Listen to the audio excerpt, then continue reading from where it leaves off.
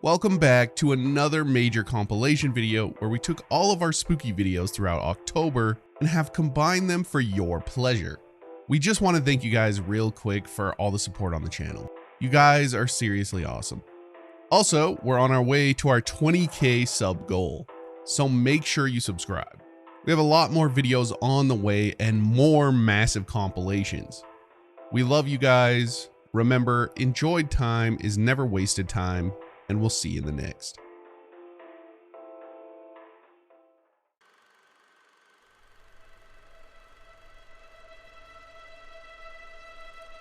The ghosts of Fallout. No, I'm not talking about the remnants of pre-war society, like the Halloween decorations or the gas stations filled with cars that haven't had drivers in over 200 years. I'm talking about actual ghosts in Fallout. Spirits of the dead still roaming the wasteland because of unfinished business, or maybe something more. Let's dive into the hard truths about the ghosts of Fallout and see if we can discover something new about them, something unique. So where do we begin? Well, ghosts made their first appearance a long time ago in the Fallout franchise, in Fallout 2. You begin a quest by talking to the great Ananias in the den, who spins a tale about a princess poisoned by a sorcerer, which is a metaphor for Anna Winslow's story. His tale leads you to a haunted room, where, at midnight, you encounter Anna's ghost. Yes, an actual ghost that will communicate. At this point, there is no denying the existence of ghosts in Fallout. Some people like to say that the developers of Fallout 1 and 2 didn't mean for things to be taken so literal, like the aliens from Fallout, we just covered that. But this is wholly different, as it's not just an Easter egg. It's a fully fleshed out quest, where we're communicating with the dead, sort of. No hallucinogens either. She talks about a locket, but she's unable to interact with you directly. To find the locket, you head to Mom's Diner southeast of the Slavers Guild. Mom, the diner's owner, provides a clue about someone named Joseph or Joel who lived in Anna's house and left suddenly 2 years ago. This information directs you to Joey, one of the 3 thugs by the East End exit. Joey is in possession of Anna's locket. Here, you then have several options to retrieve it. Once you've secured the locket, return to Anna's ghost. Handing her the locket causes her to materialize into a pile of bones, signifying her soul's release from this world. Her unfinished business finally finished. But the quest isn't over yet. You must then give Anna a proper burial. You find a shovel near a bookcase in her room. Take it to the graveyard in the central part of the den. Here, you'll need to locate Anna's gravestone in the southeast area of the graveyard. Use the shovel to dig up her plot, place her bones inside, and then cover the grave again with the shovel. Completing this task not only brings peace to Anna's spirit, but it also rewards you in good karma, suggesting to us that this was the correct moral course of action. But who is Anna, and why is she a ghost? The only thing we really know is that her family lived in the den and then they passed on. We don't know whether that was a tragic event or just a regular one. It's even possible it happened before the bombs fell. We see tragedies everywhere in the wasteland. Everyone you meet in Fallout has a backstory of death or suffering. But ghosts are far and few between. Why did Anna's spirit decide to stay? I tried to find some answers to this, but all we have are theories. Possibly the locket is tied to her soul in some way, and when Joel stole it, she found herself restless. Obviously, this is the main point of the whole quest, but in Fallout, we retrieve lots of items that dead people left behind, personal or otherwise. And never do we encounter a ghost like Anna in this sense. I don't know. We can look at it from a less lore perspective view and see that the developers of the next Fallout games probably wanted to stray away from the obvious supernatural and keep it more vague. We've talked about devs with this type of view before in the Fallout franchise, like Chris Avalon. But did they really keep it vague? Sometimes, but I'll say this. Every main Fallout installment after Fallout 2 has ghosts in it. One last thing before we move on from Fallout 2. There was cut content of a ghost that would have appeared in Sulik's village, the Umbra tribe. There are mods that restore this content, so we do know that there were plans to have more ghosts in the game. But since it's cut content, we can't count it as canon, but it is interesting to know. Fallout 3 is interesting when it comes to ghosts. They aren't in your face like Anna. We have to do some investigating, some ghost hunting if you will, to discover their ethereal presence. Let's talk about a major myth that burned through the internet in the early days of Fallout 3, the Arlington Ghost. It was similar to the Bigfoot conundrum in GTA San Andreas, if you're familiar with that. People seeing things that were odd or unexplained and reporting it to forums, which led others to do their own exploring and come up with stories or exaggerations that continue to fuel this story. Because let's be honest, ghost stories are fun. But are there actual ghosts in the Arlington Cemetery? Personally, I would say yes, but not in the way you think. What people thought they were seeing turns out to mostly just be dust storms that appear sporadically, or there used to be this bug where Mr. Crowley from the underworld would spawn at this cemetery and run back home. I don't blame them. If you saw this from far away, you'd probably be creeped out too. Also, it is a cemetery, so it's inherently ghosty. But all of this is the shadows and the bumps in the night that led people into creating this little mythos. But rather recently, like a year ago, someone discovered that there is actually a ghost that is meant to be at the Arlington Cemetery. It's coded into the game and everything, meaning this is not cut content. But due to an LOD glitch on the PC version of the game and the extremely low draw distance on the console versions, he cannot be seen. West Virginia Loner on the Fallout 3 subreddit found an NPC named Poe that spawns when you enter the Arlington world space. Looking further, he's equipped with combat armor and a combat helmet and is coded to spawn and salute at the grave with the flowers. And then he'll disappear after getting close to him. The myth was real all along. We just never quite see it. In my eyes, this is another confirmed ghost, even if we have to use the back end of the game to see it. It's incredibly interesting and awesome to see. This is of course the ghost of a dead soldier or maybe a friend of one, visiting either his grave or a loved one. Other than cemeteries, we can of course head to the trusty Dunwich building for anything and everything of the creepy variety. Here, you can also hear strange voices that some people believe could be ghosts. When you find the obelisk in the basement, the voice that you can hear is repeating the name Al-Hazred.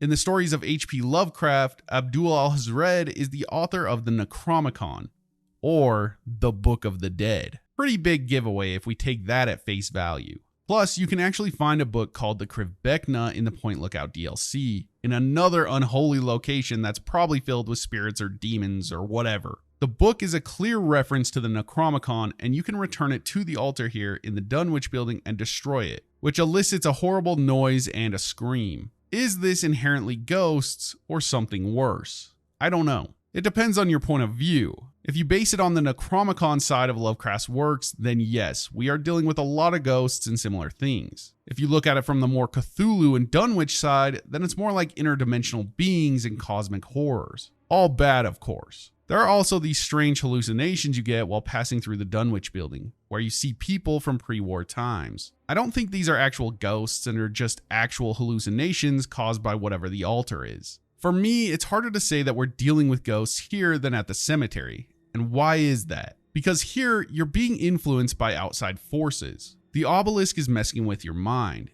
It is inherently supernatural, of course, but it doesn't mean that there are ghosts here. Whereas at the cemetery, it's a pure experience. What do you guys think as far as the Dunwich building goes? Ghosts or no ghosts? Other than that, Fallout 3 has given us all she has to offer. It's not concrete, but I think there is some strong evidence to suggest that hauntings are occurring once again in the wastes. Now in New Vegas, we can get absolute, concrete, without question evidence of ghosts by talking to one man. Ghosts. Commie ghosts who don't know they're dead. Hoping to steal our rockets so they can fly up and paint the moon pink and draw a Lenin face on it. Okay, maybe not, but check out this clip of confirmed ghosts.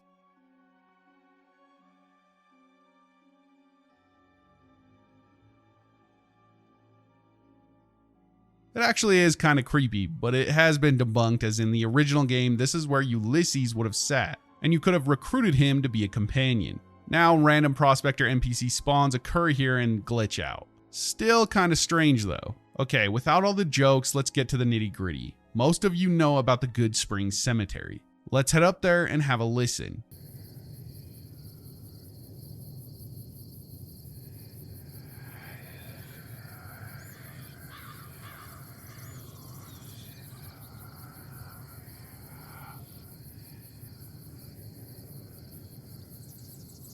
As you can tell, there are ghostly whispers happening here as well. The souls of the dead reaching out for an unknown reason. What's more interesting is that this occurs whether you have the Wild Wasteland trait active or not. This is a canon event, solidifying yet again the existence of ghosts. There are other graveyards in Fallout that don't have this whispering. I tried to find a connection between Arlington and here, but nothing really explains why this is happening. Possibly just spooky Easter eggs. But head to Camp Forlorn Hope in Bitter Springs and you can also hear the whispers.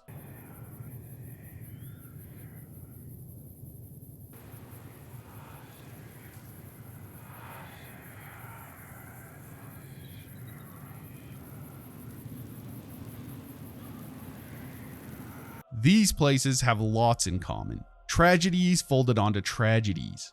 Places where the dead shouldn't be dead. They're restless here. This makes more sense to me, to find souls here that feel wronged in life. These are dark places underneath the surface, so here we have ghosts. What about Fallout 4? Well, this is where we circle back to Fallout 2 levels of ghost sightings. The first is the Dunwich Borers. It's been talked about to death, and I'm sure you guys are exhausted over it like I am. It's very similar to the Dunwich building in 3. You go through the borers and have strange pre-war hallucinations, and you eventually arrive at another otherworldly altar that has infected the minds of the people here, including you. My theory here is the same as in 3. It's possibly ghosts, or more likely other supernatural forces at play. I just wanted to briefly mention it because it is similar to the Dunwich building. These places deserve their own videos, and trust me when I say they already have them. Loads of them. When it comes to ghosts, I'm a little more iffy on that. The more interesting ghost sighting happens in the Nuka World DLC, Lucy Grantchester. I recently covered her in a video I did, so I'm going to throw that segment in here so you can get an idea of what we're working with. In the eerie outskirts of Nuka World, where the lines between amusement and horror blur, stands the Grantchester Mystery Mansion, a place where the past lingers with a spectral presence. At the heart of this ghostly narrative is Lucy Grantchester, a figure whose story weaves through the mansion's dark corridors like a chilling breeze. Lucy was born into the Grantchester family, a seemingly ordinary lineage until tragedy struck. According to the lore whispered through the mansion's tour, Lucy, driven by the forces beyond her control, took the lives of her parents, Morticia and Hannibal. This act of violence led her to confinement in a mental asylum. On the eve of her 18th birthday, she made a daring escape only to meet a grim fate in the mansion's attic, where she was found hanging, a victim of a parent's suicide. Now, Lucy's spirit haunts the mansion, not as the young woman she was at death, but as a child, forever trapped in the innocence she lost. Her ghostly form appears sporadically. Her presence felt in the cold spots and the silence that follows her. Visitors to the mansion might catch glimpses of her, her figure disappearing around corners or through walls, as if the mansion itself is playing tricks on the senses. Lucy's interactions with the world are limited, yet profound. When encountered during moments of chaos or battle, she might flee, her ghostly form darting away from the conflict. There's an intriguing visual phenomenon associated with Lucy. When viewed from certain angles near the mansion's windows, her shadow seems to sprout wings, an optical illusion that adds to the mansion's mystique. Some might assume that Lucy is just another haunted house trick, an illusion to scare others and get their money's worth. But no, she's not part of the attraction. This is an actual ghost in Fallout, guys. Like, confirmed right in front of our eyes. By the way, she did die when she was 18, but she appears as a child in her ghost form. I'm sure we could have a whole psychological breakdown vid for why this is the case, but let's just move on from that. I wish we knew more about why she killed her parents, or if that story is even true at all. But there's no more lore that we get on Lucy besides the narrator in the house. From what we can surmise, Lucy was involved with a tragedy, similar to Anna and most of the other ghosts in these games. If she did kill her parents, maybe her soul is cursed to wander the halls for eternity. Or maybe her story was never fully told and she can't rest until it is. But I think we're starting to connect some dots between the ghostly sightings, and it's one that many people believe in our own world. That spirits or ghosts are usually trapped here because of unfinished business and horrors that occurred to them. Fallout 76 is interesting. Take the Alpine River Cabins. If you're new to this game, this place is going to set you on edge. You'll hear screams and the floor shaking, pictures and other objects seemingly moving on their own. Clearly, this place is haunted.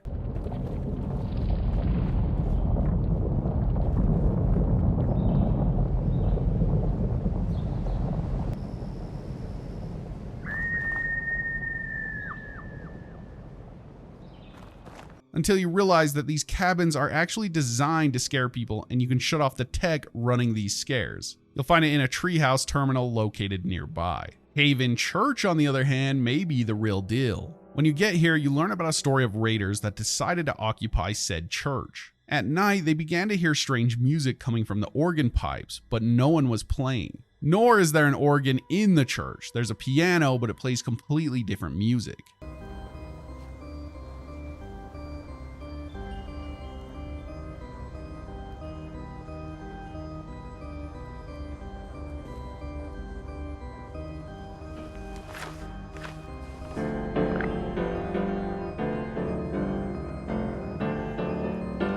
This began to attract feral ghouls to their location, and eventually they were overran. You can come here at night and you can also hear the organ music. One of the raiders here will explain in journal entries that he believed that the place was haunted as well. There's a whole story surrounding this place about ghosts and the possibility of them. But in the end, it turns out that the organs were connected to an automatic system that the church had designed, and now it's malfunctioning. Once again, we're left with no ghosts in Fallout 76. I'll be honest, I don't know much about 76. Through research, I couldn't find any concrete evidence of ghosts in 76. Mostly it's hoaxes or odd occurrences that can be explained away. I thought maybe the Berkeley Hill Castle would hold some evidence, but nothing really happens there. Anyways, if you guys know anything about ghosts in 76, leave it in the comments below, because I am curious. Obviously 76 is full of supernatural stuff, but the ghost variety isn't one of them apparently, which feels odd. Ghosts in Fallout are real. Are they important to the overall narrative or world? Not really. Or should I say, not yet. They mostly exist to provide atmosphere and eerie nuance. I guess the truth about the ghosts in Fallout is that almost all of them are connected through some type of tragedy, similar to what people believe in the real world. They haunt because they want something or something happened to them. The souls of those dead in places like Bitter Springs and Camp Forlorn Hope are restless because of what may have happened to them. How they fit into Fallout is yet to be explained. Maybe one day we'll get a DLC or some explanation about their existence, but until then, we will just have to keep theorizing.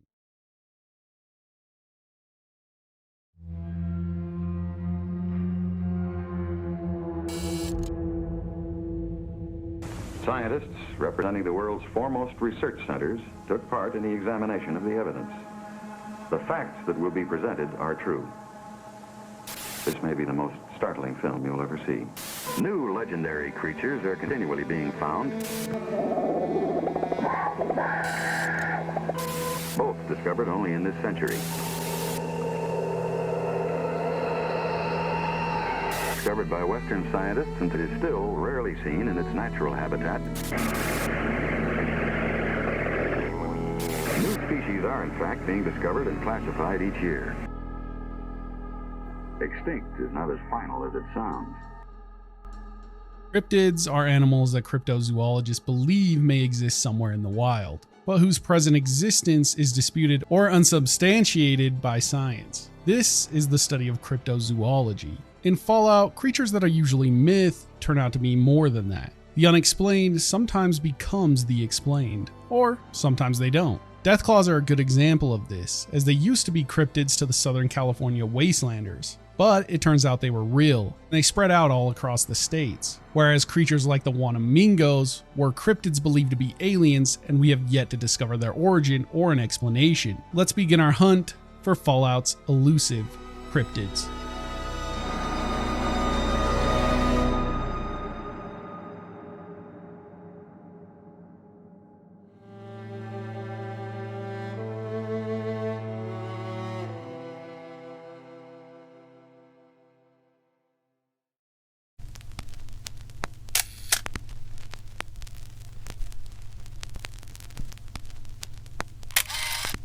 Begin our hunt of this elusive beast, we need to obtain the quest called Unsolved Death and Taxidermy. Once we have that, then we need to head to Prelos Curios, where you'll find a holotape on a crate next to a Brahmin skull. It's about a woman named Janelle, who's speaking to a man named Raymond. She's explaining some troubling things that are occurring in the wilds of Appalachia. I'll let you have a listen as we hear for the first time about the Pale Beast. Raymond, I'll mail you a list of things I need tomorrow, but I wanted to tell you what I found firsthand. This is big. This is the real deal. I found a dead bear, shredded by something. I don't know. I met a woman in Beckley who said there is a pale monster up here. The beast, she said. Listen, this thing, if it is half as weird as it sounds, it could be a gold mine. Crazy Calvin would pay out the nose for it. Raymond, this is a game changer. We could finally buy the shop outright, or we could get a new truck or hire some help. Okay, please bring those supplies to my old fishing camp near the pond north of Beckley. This is where I caught that two-headed fish, remember? There's probably a map to my hunting camp in my old truck by the shop.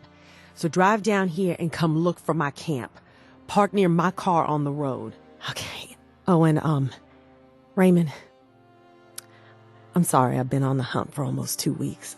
I know it's taken longer than usual, but baby, I really think it'll be worth it this time.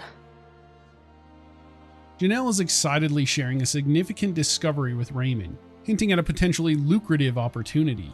Janelle found a bear that was killed in an unusual way, suggesting the presence of something dangerous or mysterious in the area. She then encountered a woman in Beckley who spoke of a creature known locally as the Beast, described as pale and monstrous. Janelle believes this discovery could be turned into a gold mine, possibly by selling the story or rights to someone named Calvin. This financial gain could help them achieve significant goals like buying their own shop, purchasing a new vehicle, or hiring staff. She asked Raymond to bring supplies to her old fishing camp near a pond north of Beckley, using a memorable past event, her catching a two-headed fish, as a reference point. She mentions there might be a map in her old truck by the shop to help him find the location. Janelle apologizes for being away for nearly 2 weeks, longer than she expected, but she implies that the potential payoff for this venture justifies the time away. In essence, Janelle is suggesting that what she stumbled upon could be a turning point for them financially and professionally, urging Raymond to join her with necessary supplies to possibly investigate or exploit the beast phenomenon further. Our next step is to head to the location of Janelle's camp. Not much is here besides some basic resources, but we do have several notes and holotapes that paint a pretty horrific end to both Raymond and Janelle. The first is a note to Raymond from Janelle. It says, "Raymond, just drop off the supplies in my tent and wait here. Do not walk around with the bait on you. I just went up the hill to check on the cave again. I think the beast had pups. I could hear squeaks. Stay safe, sit tight. I'll be back ASAP. Janelle." Raymond on his way to the camp had something different on his mind then, other than the gnashing of the teeth of the local beast. He wants to remind Janelle about the financial stability of their business, which relies on trapping and selling to Calvin. He notes that none of Janelle's experimental taxidermy pieces sold last month, indicating potential financial strain. Raymond is grappling with balancing business realities, personal safety, and emotional support for Janelle's ambitions, showing a mix of concern, practicality, and affection in his approach. It's a long drive, so I may as well rehearse this before I say it to her face. Breathe, Raymond. You can do it. She'll listen. Okay. I'm gonna say, Janelle, honey, I will help you kill this critter, but we gotta get back to basics so the business can survive. Maybe I should remind her that none of the experimental taxidermy sold last month. No, that's mean. She loved making them. Okay. Let's see, more supportive. I want you to keep being able to make your art. It brings a smile to your face that I always want to see.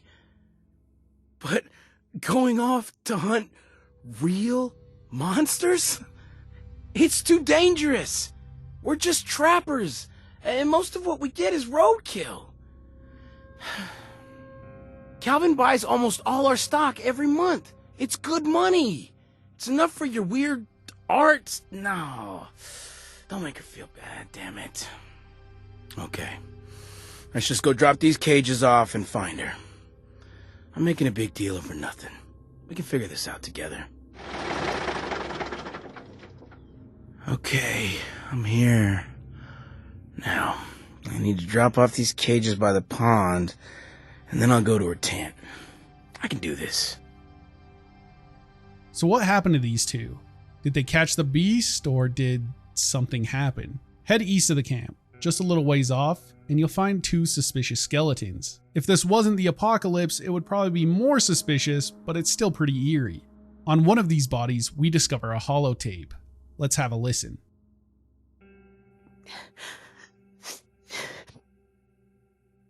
Raymond is dead. I heard a scream.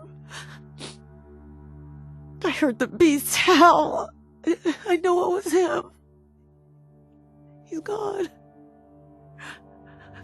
I told him in my note at camp not to follow me.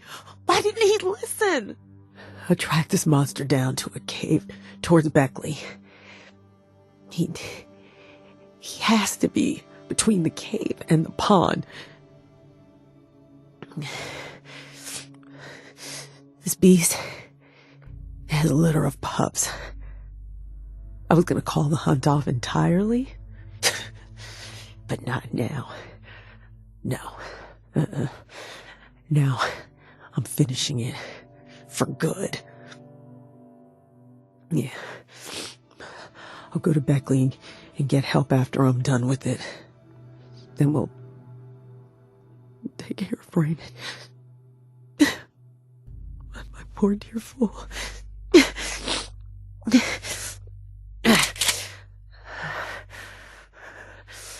I should have killed that thing when I had the chance. I'm coming for you, you piece of...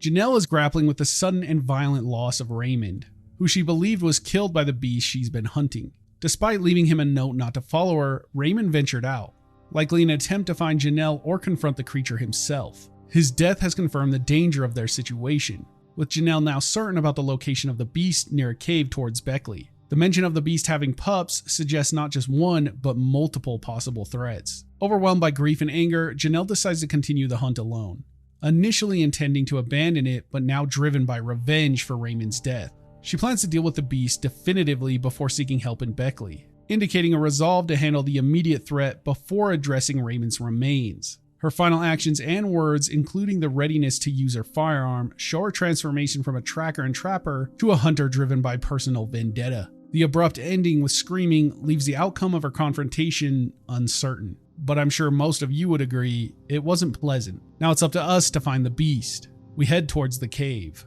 So what is the beast anyway? Well, once we reach the cave, we discover for ourselves a mutated albino wolf with a pack of her pups. She was apparently known before the Great War, and even though she was dangerous then, now she's mutated and it's even worse. The Beast of Beckley, like most of the cryptids in this video, is based on a real-world counterpart. The National Cryptid Society's article on the Beast of Beckley details the experiences of residents in Beckley, West Virginia, with a mysterious creature known as the Beast of Beckley. Over 17 years, this creature has been sighted multiple times, characterized by its shadowy humanoid form and most distinctively its 4 yellow eyes. The sightings suggest the beast is large, capable of looming over vehicles, and it has been observed by various individuals, including family members of a primary witness named Raven. Eyewitness accounts range from mere glimpses to more alarming encounters where the beast was seen causing physical damage, such as gashes in trees. Although physical evidence like these marks exist, definitive proof like photographs capturing the beast itself has not been documented. The descriptions of the creature do not align with any known wildlife, particularly due to the consistent mention of 4 eyes, which sets it apart from typical wildlife explanations like bears or opossums with their reflective eyes. Despite its lesser-known status, the story has found a niche audience through local legends, social media, and specialized platforms like podcasts. Keep an eye out for the Beckley Beast. Or maybe 4.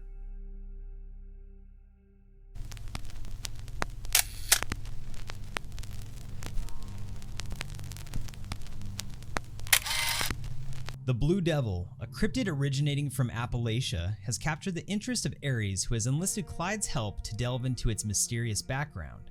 Specifically, Ares is on the hunt for a blue devil with distinctive white markings, particularly interested in tracking and hunting a mother blue devil. Although Clyde has not pinpointed the exact species from which the blue devil descends, he reveals that these creatures were once bred for racing and later for fighting, a practice that persisted even after a catastrophic event referred to as the Great War. The Blue Devil's unusually large size remains unexplained, with Clyde suggesting it might be linked to a mysterious location, though he doesn't specify what this location is. Clyde's research shows that Blue Devils reproduce in the wild, but their offspring have a low survival rate due to health issues. Those that do survive, however, grow at an accelerated rate and exhibit aggression from a young age. Typically, these creatures have a dark black coat that can appear bluish in certain light, but none of the Blue Devils Clyde has encountered displayed the white markings Ares is interested in. Meanwhile, a Blue Devil has been menacing the residents of the Middle Mountain pit stop, including Clyde and a merchant named Vera Thornburg. This situation escalates when the pit stop's repeller, meant to keep creatures at bay, malfunctions during the event Safe and Sound, leading to an attack by a Blue Devil. We got our first reference for this cryptid during the Rip Daring event. Here, as you can see, we got a little picture portrayal of what the Blue Devils could look like. The actual cryptids didn't show up until the Blue Moon event later on down the road. I know I jumped the shark a bit earlier, but lore around these Blue Devils is pretty light. We can find a note in a wooden shed to the southeast of the Middle Mountain pit stop, directly to the right after entering.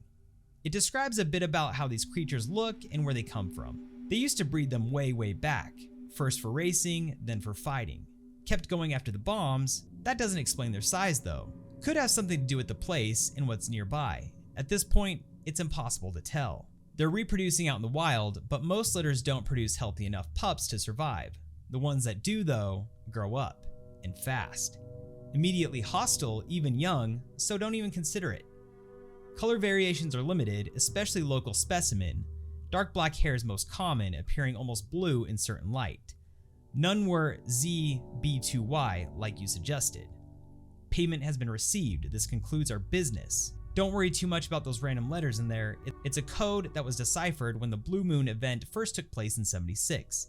In this circumstance, it means white. You can obviously tell that the Blue Devils are portrayed similarly to werewolves. Safe and Sound is a public event introduced in the Once in a Blue Moon update for Fallout 76, centered around the Blue Ridge Caravan Company's attempt to maintain a pit stop at Middle Mountain Cabins. The event kicks off when players receive a notification prompting them to assist Vera Thornburg at the pit stop, where a malfunctioning repeller system has failed to keep away local wildlife, including the menacing Blue Devil.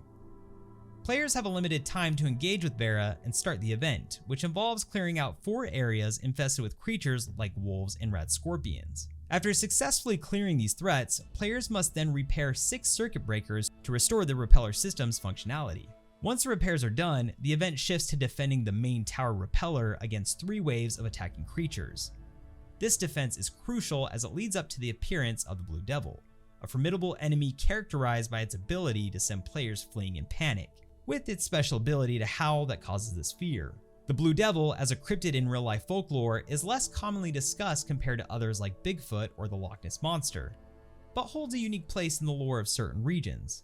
While not as widely recognized, the concept of a Blue Devil often ties into local legends and sightings where the creature is described with varying characteristics, but typically it's depicted as a large, fearsome, canine-like entity with a bluish-black coat. This cryptid usually emerges from stories where it's seen lurking in remote or forested areas, often causing fear among witnesses due to its imposing size and the eerie, otherworldly blue tinge to its fur under certain lights. The Blue Devil might be linked to tails or larger than normal dogs or wolves, possibly descended from or related to known species, but mutated or evolved into something more mysterious. In regions where the Blue Devil is part of the local folklore, it often symbolizes a mix of natural and supernatural elements. Some tales suggest these creatures are the result of biological mutations, perhaps from natural causes or due to environmental factors like radiation or chemical exposure. Others lean into more mystical explanations, viewing the Blue Devil as a guardian or a curse, tied to local myths or historical events. The lore around the Blue Devil, while sparse, often paints it as a solitary predator,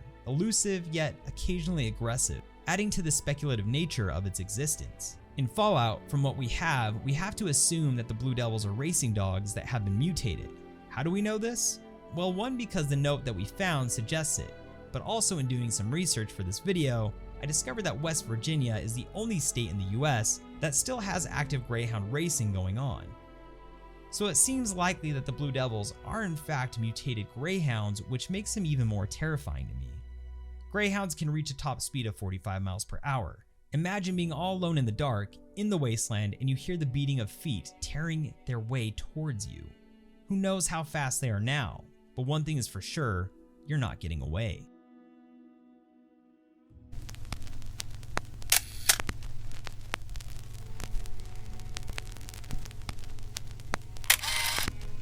I come face to face with the chupacabra himself one night, whilst I was investigating whether this gecko was hiding his treasure from me.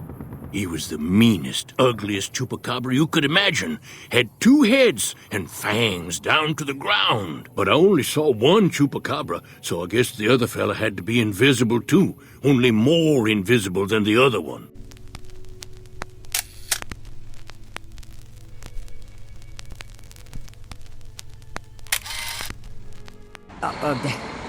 Damn it, it's this thing. Okay, it's recording. OJB here, and you would not believe what I'm seeing right now. Yeah, I'm sitting here driving this truck, and what do I see ahead but a sky full of... Well, there's these streaks of light like nothing I ever seen. Whoo, boy, howdy. It's majestic, like shooting stars in early morning light. You know, only I ain't never seen them in the morning like this. It's like a rocket streaking through the blue sky, or like... Oh, shit, was that nuclear? Oh, shit, it exploded. Oh, damn it, I was staring right at it. Oh, I'm blind! Shit, I can't see!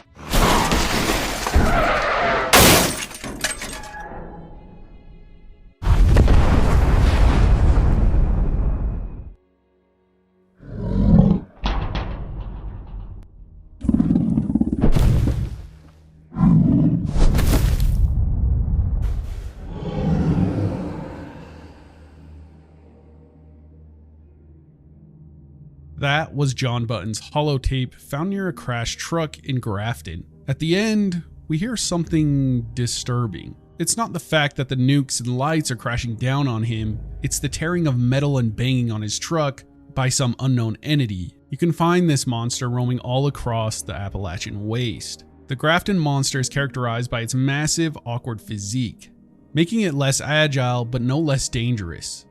A grotesque towering figure with disproportionately large upper body and small legs. Its appearance is distinctly unsettling, with gray skin, no hair, and an almost invisible head beneath oversized shoulder muscles, which complicates targeting its head in combat. Its hostility extends beyond player characters to include other creatures in the vicinity, marking it as a relentless and indiscriminate threat. Despite its size, the Grafton monster exhibits surprising speed by using both its arms and legs to lunge at targets, capable of stunning opponents upon impact. It can also attack from a distance by either spitting a dark, noxious liquid or hurling large rocks, akin to the tactics used by super mutant behemoths. A unique aspect of combating this beast lies in exploiting its weak points, specifically the large blowholes on its shoulders, which are significantly more vulnerable to damage than the rest of its robust body. Where could such a creature come from? Most of Fallout's creatures are mutated versions of animals before the Great War,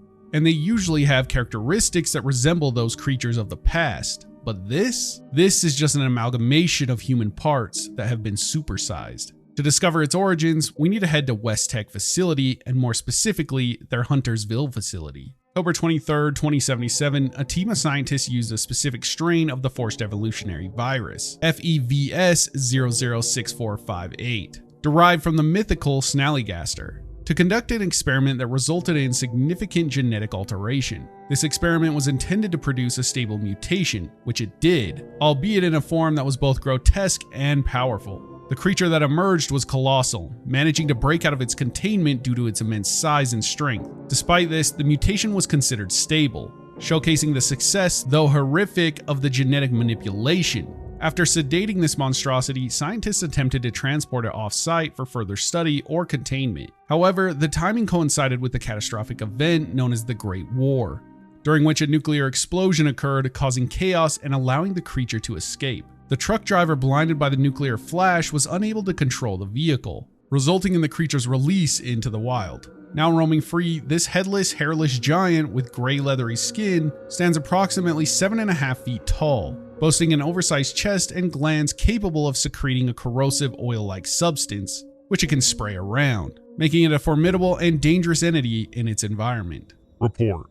Test Subject AM-53, 1023-77. Based on the success with AM-52, we're confident in tweaking a few genomes for FEVS-006458. Unfortunately, the subject grew too large to contain. The containment unit broke, but AM-53 was unharmed. Indeed, despite this and its apparent lack of discernible head, subject AM-53 was surviving its metamorphosis, far exceeding our expectations. Since our containment units were insufficient to hold the subject, we have arranged for immediate transport off-site, under sedation. Follow-up visits to AM-53 will be scheduled for observation and recording. We'll get into the Snallygaster later on in the video, and you'll be able to piece together how this thing may have been created, but it's still up in the air as far as all the DNA and subjects. The real-world Grafton Monster was a cryptid first sighted in West Virginia in 1964, and it's captured the imagination of locals and enthusiasts alike with its bizarre and fearsome characteristics. Described as towering between 7 to 9 feet tall, it boasted an unusual physique with seal-like white skin, and most notably lacks a discernible head, with what might be considered its head located in the center of its chest. The creature's first encounter was reported by Robert Cockrell, a journalist who encountered it near the Tygart Valley River. This sighting, followed by a series of others, led to a frenzy of monster hunting among the local youth. Although skepticism soon followed, with explanations suggesting that the sightings may have been an ordinary object, misperceived under dim lighting, or influenced by overactive imaginations. Despite the skepticism, the legend of the Grafton Monster has persisted, becoming a significant part of West Virginia's folklore and contributing to its tourism, with visitors hoping to experience this mystery firsthand. The creature's description, including its headless nature and large size, has drawn comparisons to other cryptids, but also sparked theories ranging from it being an escaped or undiscovered animal to extraterrestrial origins. So it seems Fallout 76 got it pretty right when compared to the supposed real-life version of the Grafton Monster.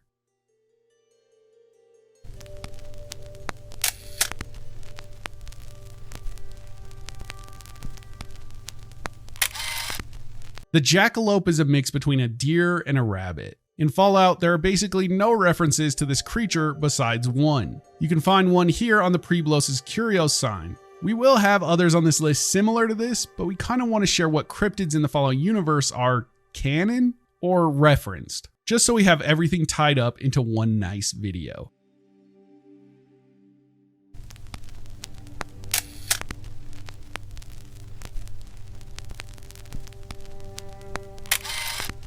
One of the most famous cryptids of all time is the Jersey Devil.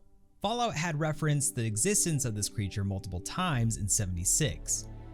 Like the Rip Daring even featured here, but it was never discovered or found until Wastelanders decided to leave the Appalachia and make their way towards Atlantic City. We need to speak to Antonio Russo of the Rose Room to get some information on the devil. The real-life Jersey Devil, deeply rooted in folklore, originates from a tale where a frustrated mother, Jane Leeds, cursed her unborn 13th child, leading to the birth of a monstrous creature that escaped into the Pine Barrens of New Jersey. This legend, while initially a story about a supernatural curse, took on a new dimension with the actual appearance of a dragon-like creature in the same region, blending myth with reality. This creature's emergence was capitalized upon by Grey Tortoise through collectible cards to promote their cigarettes, thus intertwining the legend with commercial interest. In Fallout, exploring the biology of the Jersey Devil, it was discovered that both the devil and its offspring, known as lesser devils, possess blood with highly potent and addictive qualities. Antonio Russo, initially seeking to communicate with what he thought was a sentient entity, ended up in a confrontation where he killed a lesser devil, leading to the discovery of its blood's narcotic potential. This blood, processed into a substance called devil's blood, became a sought-after drug among Atlantic City's elite. However, what Antonio didn't realize was that the lesser devils were juveniles, hinting at a more formidable adult Jersey Devil, whose blood could be used to counteract the effects of the drug. The lure of capturing or observing this creature remains, with methods like using pheromones suggested to draw it out from its natural habitat in the Barrens into more accessible areas. You'll only run into the actual full-grown Jersey Devil at the end of the quest, Sins of the Father, and it is terrifying. What it is and what its origins are unknown at this point. There are no terminal or holotapes referencing these creatures. We're in the dark. I would speculate that maybe it's some type of lizard that has been mutated since the Great War, similar to the Deathclaw. Maybe the Eastern Fence Lizard, which is the only spiny lizard that exists in New Jersey. I have no idea. Be careful with these things though, they are insanely powerful.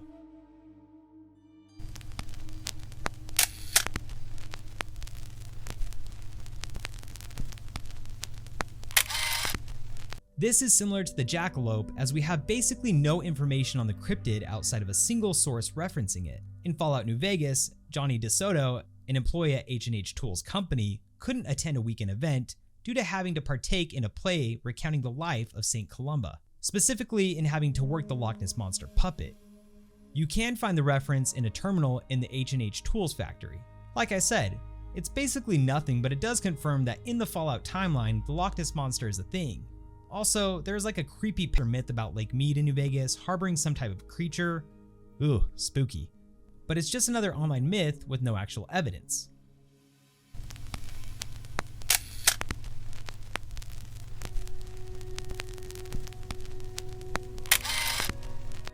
What?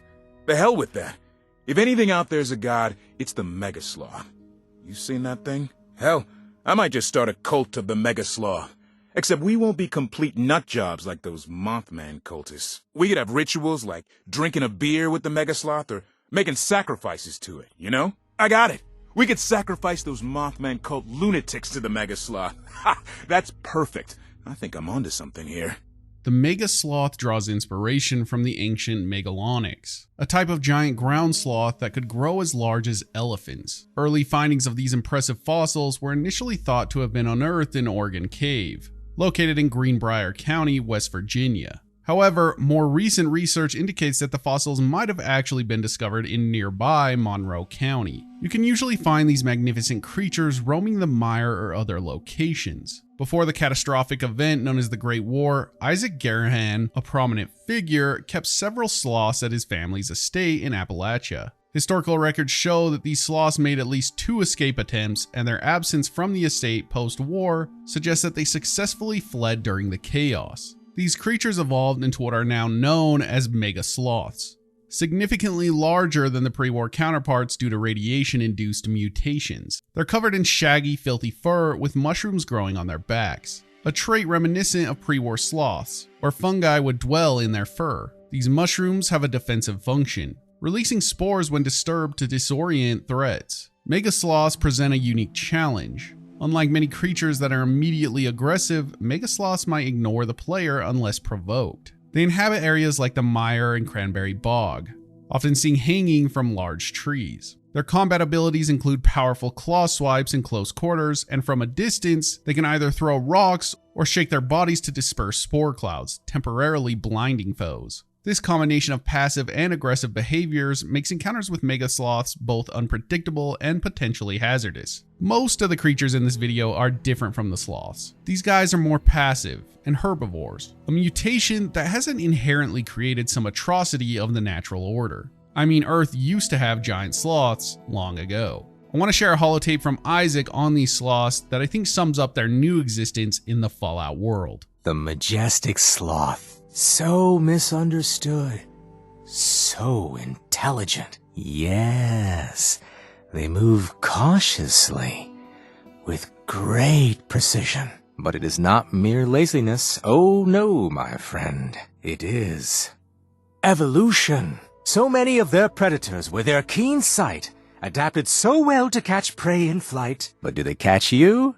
No. No, they don't. I am just a branch. Aren't you, my lovely? Don't worry. Your protector, your savior, Master Isaac. Yes, I will keep you safe.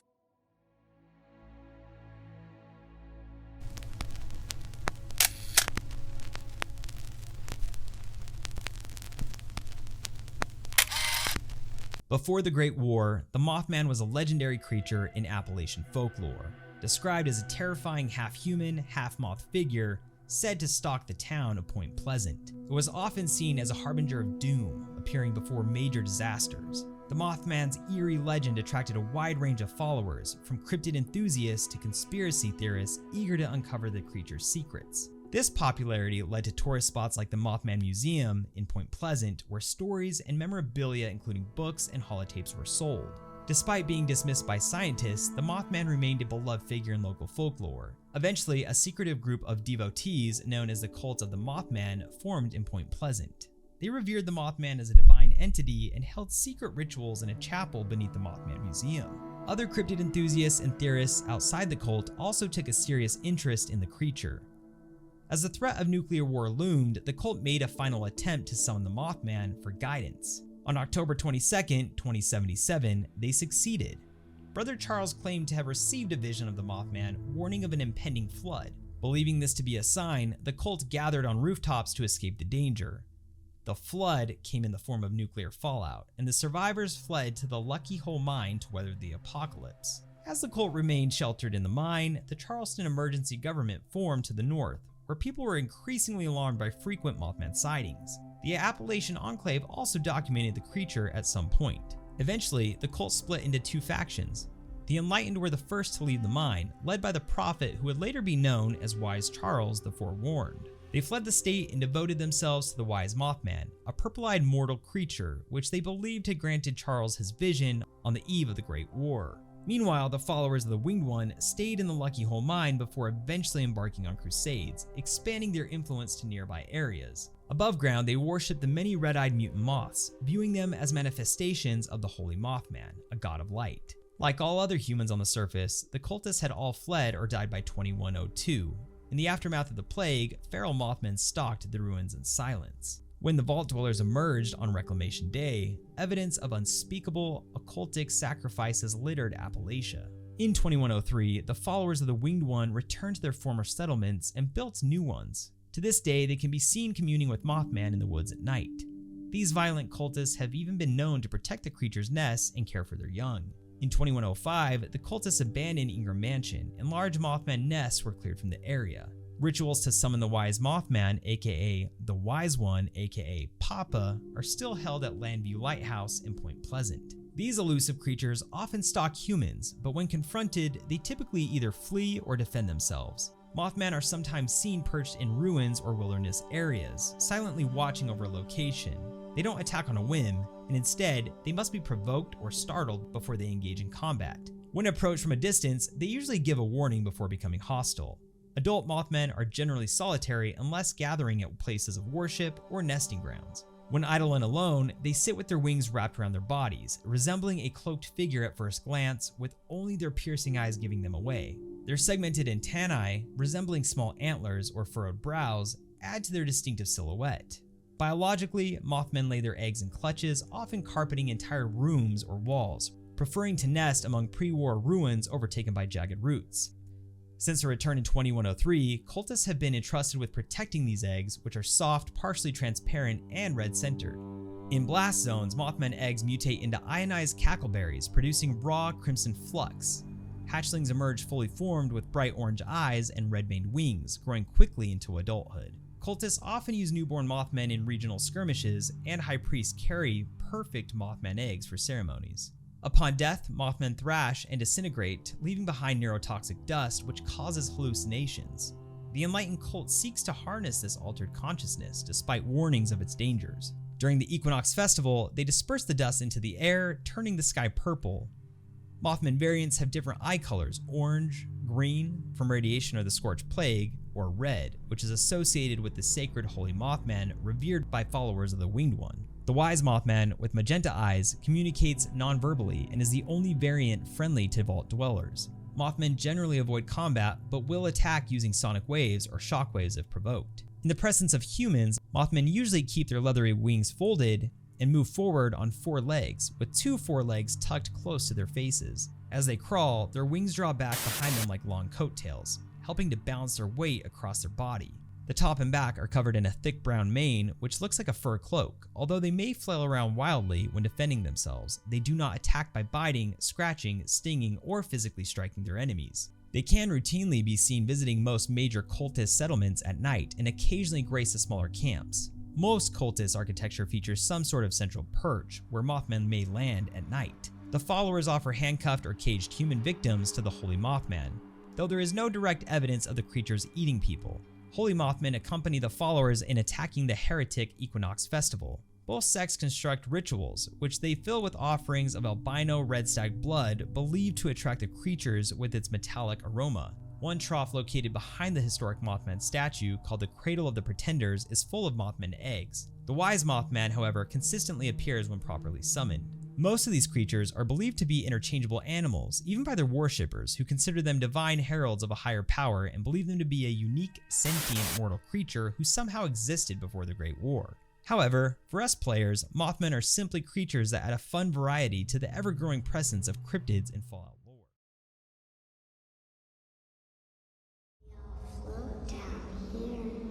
Fallout can be at times eerie. With its grim dystopian themes cast against its dark humor, this is why you and I enjoy this game.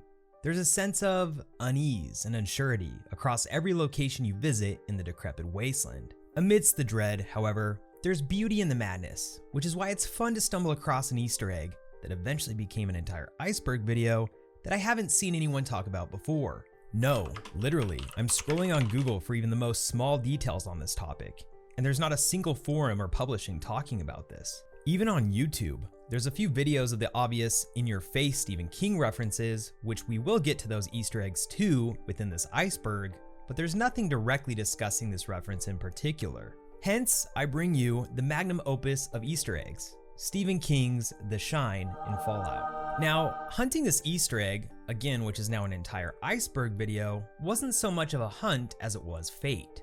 See, Mason released a badass video called The Weirdest Fallout Lore, and upon listening to it twice, his voice echoed in my mind for several minutes. In the shadowed corridors of the cathedral, there reside beings of extraordinary power known as the Psychers. And then it hit me.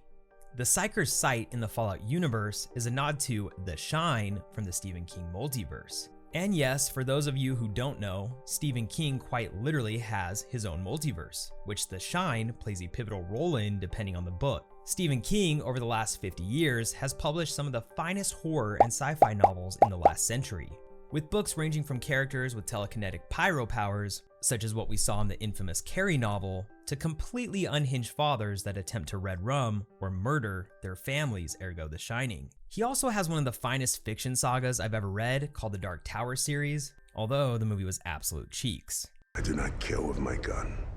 I kill with my heart. What do all three of these books have in common? They're tied to the Dark Tower itself, which is the central pillar of existence in Stephen King's multiverse, and it represents the nexus of all worlds and realities. The Shine, also known as The Shining, represents a psychic ability that plays a significant role in connecting characters and events across these different realities. The Shine is most famously introduced in The Shining with Danny Torrance, but it appears in various forms throughout King's works, making it a key force in the Dark Tower universe. Much like the Psychers' power in the Fallout universe, The Shine refers to psychic abilities that include telepathy, precognition, clairvoyance, and other supernatural senses. Characters with The Shine can access knowledge beyond their immediate reality, communicate across great distances, and, in some cases, influence the world around them in supernatural ways. This ability connects them to the broader forces of King's multiverse, including the Dark Tower and its workings. Now that we have more background on Stephen King's multiverse, it should be more apparent why this video deserves a dedicated iceberg to it. It's because this shit is cool, and because there's a bit of overlapping depth between King's multiverse and the plethora of hidden references in the Fallout series. Again, when making this iceberg, there are very obvious Stephen King references in Fallout, so what I'm thinking we should do is get those out of the way, which will be the tip of the iceberg, followed up by mid-level Stephen King referenced Fallout lore. And then we'll finish it off with the deep level references, which will include our newfound SK, Easter egg, and a few other interesting and unique crossovers. The Shining. In Fallout 76, the Stephen King references pay direct respect to Stephen King's 1980 The Shining. The Shining was one of the all-time greatest horror movies for many of our parents and perhaps grandparents' generation. The Shining is a horror novel by Stephen King about a guy named Jack Torrance who takes a job as a winter caretaker of an isolated hotel called the Overlook. Jack brings his wife Wendy and his young son Danny to live there for the winter. Danny has a psychic ability called The Shining, which lets him see things others can't, like the hotel's dark and creepy history, specifically room 237. As the snow traps him in the hotel, Jack starts losing his mind because the hotel's evil spirits begin to mess with him. Meanwhile, Danny's psychic visions get more intense and he realizes the hotel wants to take control of his dad. Jack spirals into madness, putting his family in danger, and it turns into a snow-ridden fight for survival. Creepy shit like Danny riding his tricycle around the hotel and not being fazed by twin dead girls, or Danny pointing at a door repeatedly saying, "Red rum," which spells backwards murder, if you haven't seen the movie, are some of the creepiest parts of the film. The more I think about it, the more Danny actually scared me as a child, more than his dad did. I wasn't sure why Danny was so weird, but it's because he has the shine. Nods to these iconic scenes can be found on the porch of an unapologetically named Torrance house in Fallout 76. To get there, you can head south of Vault 76's entrance and go across this cute what looks to be pond on the map, and it should be right here. To whoever put this in the game, maybe it was you, Todd Howard, I just want to say thank you from the bottom of my heart. Danny Torrance's trike is stood upright next to a few blocks that when viewed reads Red Rum. Across the way, there is also a labyrinth, much like the labyrinth we see in the final act of The Shining at the Overlook Hotel. And if you feel spooky enough, you can enter this labyrinth in hopes that you'll come across Jack's hollowed out corpse with an iconic pickaxe. But I will say and warn you that there are protectrons throughout this labyrinth, so stay frosty. The Overlook Hotel from The Shining is basically a focal point of malevolent energy. And while it's never explicitly said to be tied directly to the Dark Tower's big bads, you can infer that the hotel is connected to the same dark forces that want to tear apart the multiverse. Like it and other powerful entities, the Overlook seems to feed upon fear, suffering, and psychic energy, which aligns it with the forces of the Crimson King and other dark powers that pop up in the Dark Tower. The Shining stands alone as a story. Its themes of psychic power, malevolent entities, and cosmic fate link it back to the same universe as the Dark Tower. The book, however, is ultimately all about fear, isolation, and how people can be influenced by dark forces, both inside and out. In a way, I'd go so much to say that the overall themes play various roles in Fallout 2. It is also another cool obvious Easter egg, assuming you can find it. If you head over to the White Spring Golf Club in Fallout 76, when you enter this hallway, you'll walk a few feet before hanging a left at the kitchenette type of area. Give the fridge a good tug and peek inside and you'll see a clown with a balloon. The clown's resemblance to Pennywise isn't necessarily uncanny, but I want you to think about this. How many iconic clowns do you know of that hold a single red balloon? It's for sure a hug paid to Stephen King's Pennywise, from which, as I'm sure most already know, is about this group of kids in a town called Derry who come together to fight this ancient, terrifying creature that can take the form of whatever you're most afraid of. Most of the time, it shows up as Pennywise the Clown. In the book and the film, the story switches between two timelines, when the group, called the Losers Club, is young, around 12 and 13, and then 27 years later when they're adults, because this creature comes back every few decades to terrorize the town. When they're kids, they manage to defeat it, or so they think. But as adults, they realize they didn't fully get rid of it, so they have to come back and face their worst fears all over again. In the Dark Tower multiverse, there's this cosmic battle between good and evil forces. On the evil side, you've got beings like It, which is actually a lesser creature compared to some of the big bads from the Dark Tower. It is kind of a servant or manifestation of the Crimson King, one of the top tier villains in the Dark Tower series, who's basically trying to destroy all of existence and break down the barriers between worlds.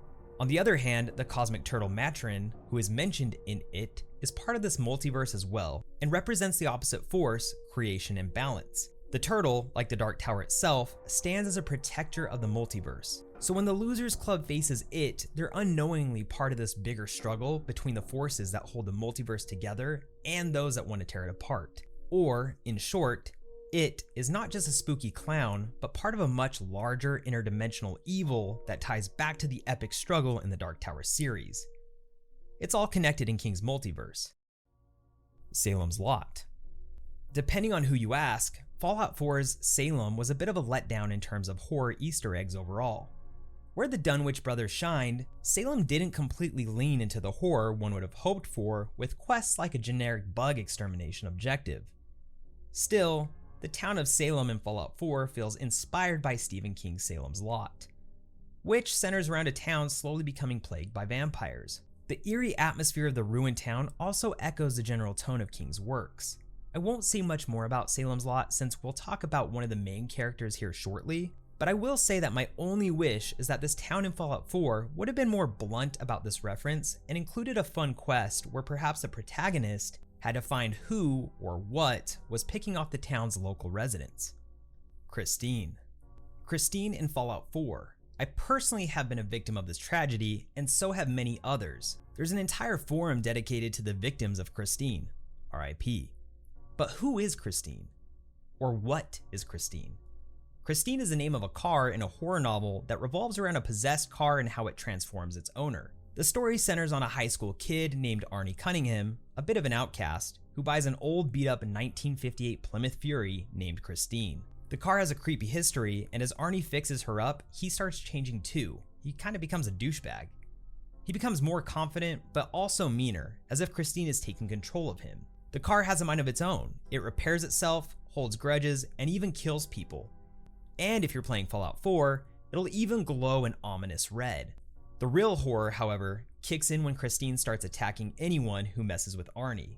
His best friend Dennis and his girlfriend Lee try to save him, but then they realize Christine is way more dangerous than they thought. And you'll realize this too if you're ever her prey when wandering the cracked and tattered street of the Commonwealth. Tenpenny Tower, The Shining. This will actually be the second Shining reference in this Fallout vid, and it's very similar to our Fallout 76 Easter eggs for a few reasons. But let's get acquainted with Tenpenny Tower. Tenpenny Tower in Fallout 3 is a super fancy high-rise hotel in the middle of the wasteland, where all these rich people hang out and act like they're better than everyone else. It's run by this guy, Alistair Tenpenny, who is not exactly likable. He's kind of like the mid-level manager who thinks the world revolves around him and that everyone else is beneath him. While everyone else in the wasteland is struggling to survive, the people in Tenpenny Tower are chilling in luxury, totally ignoring the chaos outside. There's also this whole drama about whether they should let ghouls move in, and of course, the elite are up in arms about that. But we're no ghoul, so if you waltz in the mid-floor apartments in Tenpenny, there's Danny's trike in the hallway along with bloodstains on the walls and an overturned chair. This is a direct reference to Stanley Kubrick's iconic horror film, The Shining, which is again based on the novel by Stephen King. Danny Torrance sees a murder scene with two twins that I mentioned earlier lying mutilated, with blood scattered across the walls and an overturned chair on the floor. Pet Cemetery. Fallout 4's Far Harbor expansion, in my humble opinion, pays the briefest nod to Stephen King's well-known Pet Cemetery. When roaming around the cemetery in Far Harbor, just east of the Zephyr Ridge camp, you will find a kitten leaned against a nice-sized headstone. At first glance of this kitten picture, you might think this is a reach and that the kitten is a one-off pet burial in this locale. But if you continue to survey the lay of the land, you'll find a leash and a baseball as well. Interestingly enough, there's a hole the size of a small animal that would have burrowed its way out of the ground. It doesn't appear to be very ghoul or human-sized. Pet Cemetery is one of Stephen King's darker and more messed up stories. It's about this family, the Creeds, who moved to a small town in Maine. They've got a house near a creepy old pet cemetery, or cemetery spelled with an S, as it's misspelled by the kids who made it, where locals have been burying their pets for years. Beyond that cemetery, there's a more ancient and sinister burial ground. When something dies and gets buried in that ancient ground, it doesn't stay dead. It comes back to life in a twisted, creepy version of what it used to be. When the family cat dies in the film, the dad gets tempted and buries it there, and then the cat comes back, but it's off. Then tragedy strikes the family when their young son Gage dies in an accident. The dad, completely heartbroken and against all warnings, decides to bury Gage in that same cursed ground, hoping to bring him back. But things go south since what comes back isn't Gage. It's something much darker and more dangerous. Kind of like these weird dog-sized mole rats that sprung from the animal coffins underneath the wet soil. In the Dark Tower series, there are these unique places called thinnies, where the fabric between worlds is thin and things from other realities can seep through. The burial ground in Pet Cemetery is what I would call a thinny. It's an ancient cursed place with supernatural powers that seem to reach beyond the normal world, almost like a portal to another reality. The idea that burying something there brings it back changed hints that the burial ground might be connected to one of these thinnies, or that it's a place where the barrier between life and death, and maybe even different worlds, is weakened. The burial ground in Pet Cemetery is said to be haunted by a creature known as a Wendigo, a monstrous force that influences the resurrection process. This Pet Cemetery could tie back to the larger multiverse in the Dark Tower, where evil entities like the creature from It and other monsters cross between worlds. Luckily, these evil entities are fairly easy to take out in Fallout's expansion. I mean, how hard can it be to kill a resurrected mole rat? Kurt Barlow. Players will come across a terminal that reads an entry from a user that goes by the name K. Barlow. Fans of Stephen King will instantly recognize this as Kurt Barlow. Kurt Barlow is a fictional vampire and the main antagonist of King's 1975 horror novel, Salem's Lot. The character is a powerful vampire who moved to the main town of Jerusalem's Lot with the intent to form a vampire colony of its residents. Due to his own predations, as well as those of the residents he turns, the entire town is ultimately overrun by vampirism. Only a few of the residents actually escape. Although his true age is unknown, he claims to be so old that he predates the founding of Christianity by centuries. These ancient maleficent forces are seen time after time across King's novels because they each move through the tower to inhabit other worlds. And this K. Barlow character ultimately ties back to King's Greater Dark Tower series, which is clearly, in my opinion, referenced here. The Stand. If I ever had to recommend a book on pandemics, it would be this one. The Stand is Stephen King's massive post-apocalyptic novel where most of the world gets wiped out by a deadly virus called Captain Trips, which is kind of confusing because when I read it in my youth, I thought it was a human at first. It's a super flu that kills 99% of the human population in no time.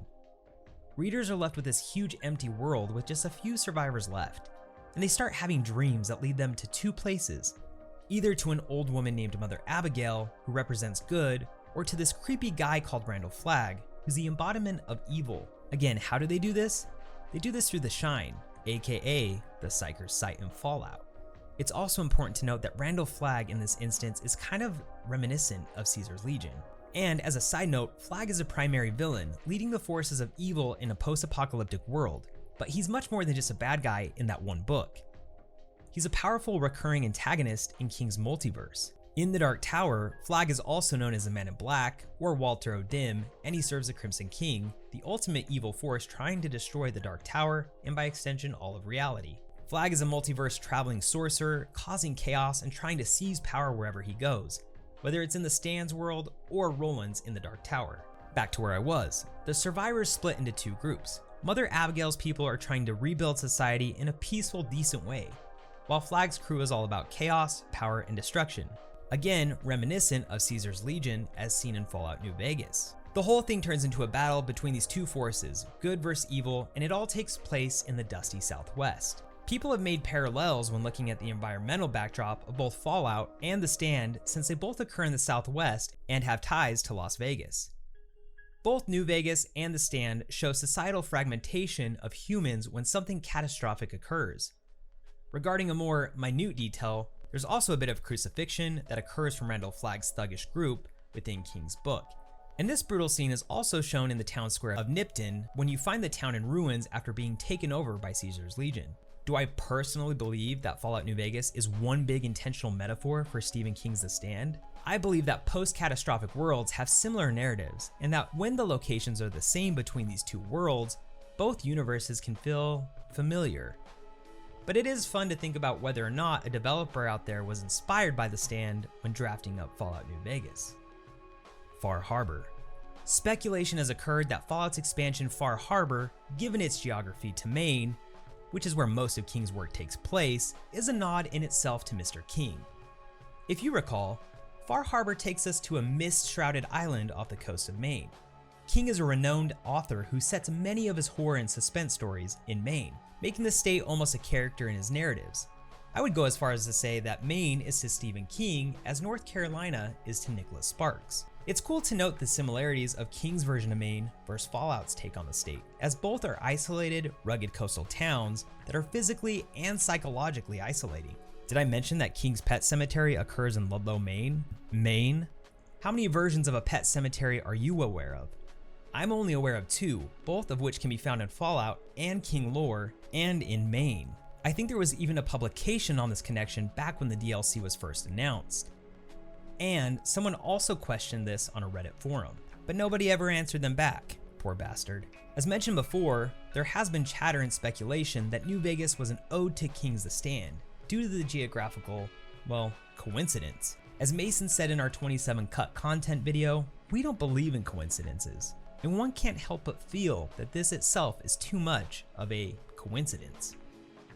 The Mist. It's worth noting that within Far Harbor, we have this constant mist or fog rolling in. almost like The Mist from Stephen King, which is based on a book where terrifying monsters plague the town as a dense fog sets in. When coming to Far Harbor, you're also greeted with the town in desperate need of help fending off monsters. And when looking at the bay next to the harbor, we also see carcasses of large monstrosities. Another parallel is the fact that one of the most prominent characters in King's The Mist believes that the mist and the monsters it brings are divine punishments. If this sounds familiar, it's because the residents of Far Harbor believe that the children of Adam were somehow responsible for spreading the fog, while the children believe that its growth was Adam's reward for their faith. They believe that the fog is a manifestation of their god Adam and see it as both a blessing and a punishment. The children of Adam treat the fog as sacred, worshipping its effects and advocating for its spread, much like the religious fanaticism seen in Stephen King's The Mist. The Shine. Finally, we've made it. The Easter egg that started the Stephen King and Fallout crossover iceberg. As mentioned earlier, the Shine is telekinetic powers. If you have read or plan to read Stephen King lore, aka his books, then you'll find a common recurrence, which is the supernatural. His protagonists at times reveal their connection to the Shine, which can give them an upper edge when all seems lost, especially when going against the likes of deranged fathers or otherworldly beings. In each of his books, he will riddle his publishings with fun nods to other books, which is connected via the Dark Tower. What's interesting, however, is that Fallout seems to have taken a page from this cool superpower by including their very own superpower, which is ironically called the Sight. The Sight, the Shine, they sound somewhat similar. As a quick recap, Psychers in Fallout are individuals who possess psychic powers due to exposure to radiation, the forced evolutionary virus, or other mutations. The Sight is a form of clairvoyance exhibited by characters like Mama Murphy in Fallout 4. It allows her to see visions of the past, present, and future, providing cryptic guidance to the player. These abilities often come at a cost, such as mental instability or dependence on other substances. In Mama Murphy's case, various in-game drugs called chems enhance her visions. Unsurprisingly, the Shine in Stephen King lore can reveal past tragedies or foretell future events, and it's often a source of internal conflict and external danger for those who possess it. Interestingly as well, both Psychers with the Sight and characters with the Shine often feel isolated due to their abilities. They may be misunderstood or feared by others, leading to societal alienation. As well, in Fallout, Psychers can be exploited for their powers or hunted by factions seeking to use or eliminate them, much like King's Doctor Sleep, where groups like the True Knot hunt individuals with the Shine to consume their essence and prolong their own lives, kind of like vampirism. Furthermore, both universes delve into the complexities of the human psyche and the moral implications of possessing supernatural abilities. Or to put it simply, they examine how power can be both a gift and a burden. And again, as my buddy Mason said, even in Fallout, they have special equipment to help hinder these abilities for the Psychers. At first glance, I thought this King reference could be considered just a hunch, but when you look at the lengths that the Fallout devs took and went through to include other nods of Stephen King lore into their video games, then the dots begin to connect, and we can assume that the Psychers Sight runs in parallel with the Shine. My thesis.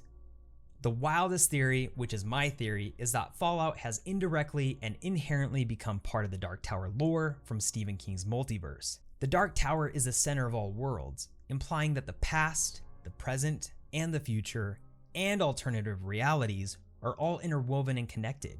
With Fallout's multi-layered Easter eggs, it too has become part of this greater multiverse, existing as a vessel to introduce King lore into its own reality.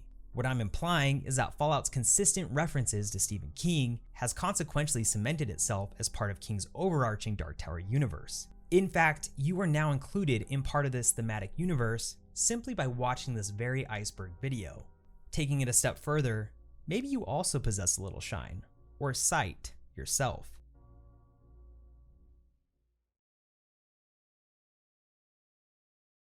We are the remnants of society, cast aside like the clean-picked bones of a hunter's feast. Men of science would call us cannibals, eaters of human flesh. Society labels us as monsters, demons, and the unclean. I have reined in their cravings and taught them to eat not of the flesh, but to drink of the blood.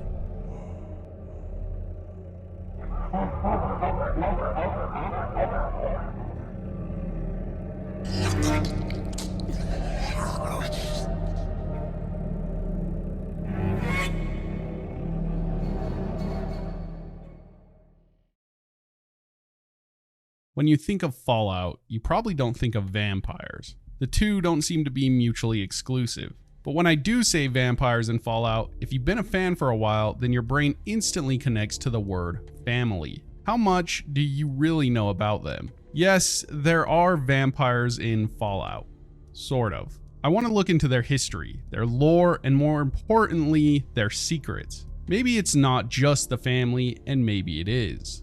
The whole playground of the Fallout universe is ours to explore. Let's sink our teeth into the video.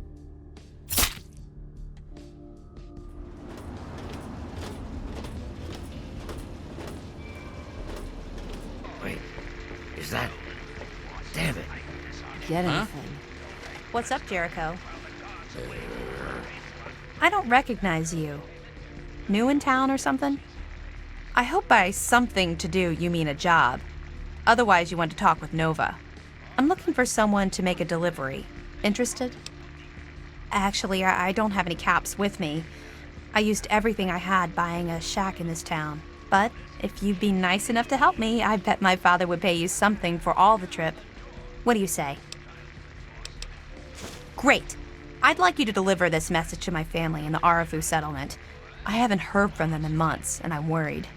As soon as you get there, talk to Davis West. He'll be glad to pay you for the trip. No, not really. Maybe my letters just aren't arriving. Whatever you can do to get it there would sure be appreciated. What? Apart from the wasteland critters, labor raiding parties, raider hit squads, and occasional landmine? No, it's completely safe. Lucy West is a reference to the name Lucy Westerna from the movie Dracula by Bram Stoker.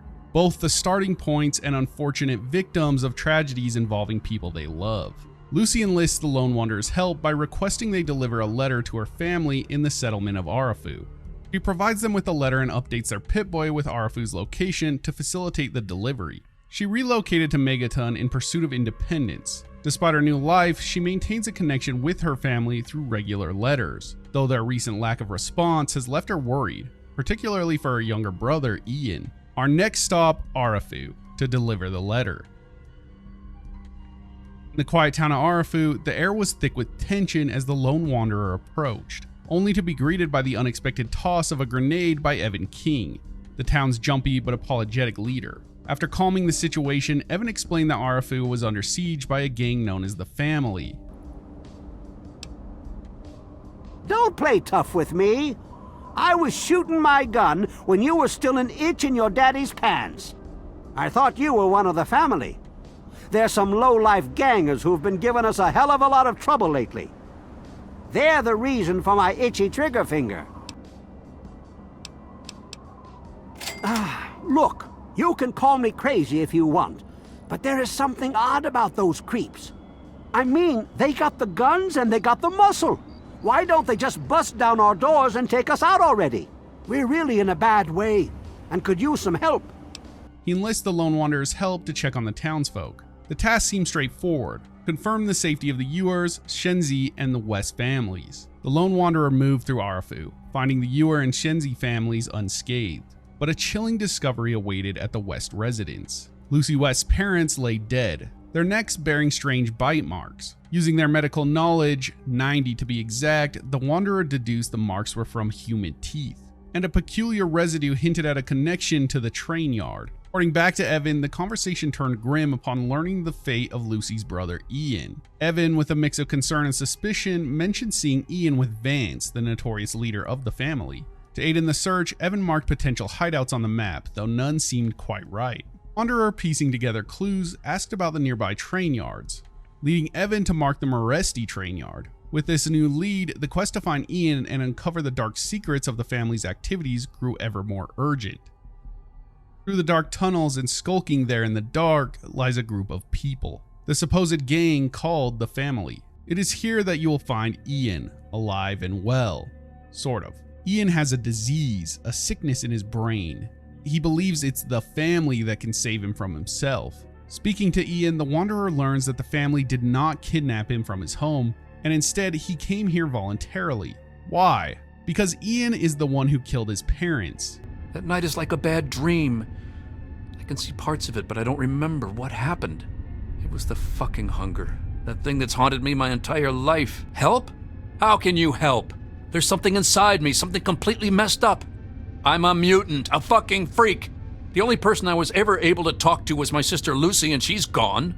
No one gives a shit about me except Vance and the family. Can't you understand that? He craves human flesh. So much so that he couldn't control himself even from his own parents. But why come here though? Why does he think the family could help him? Because they are Ian, but now different.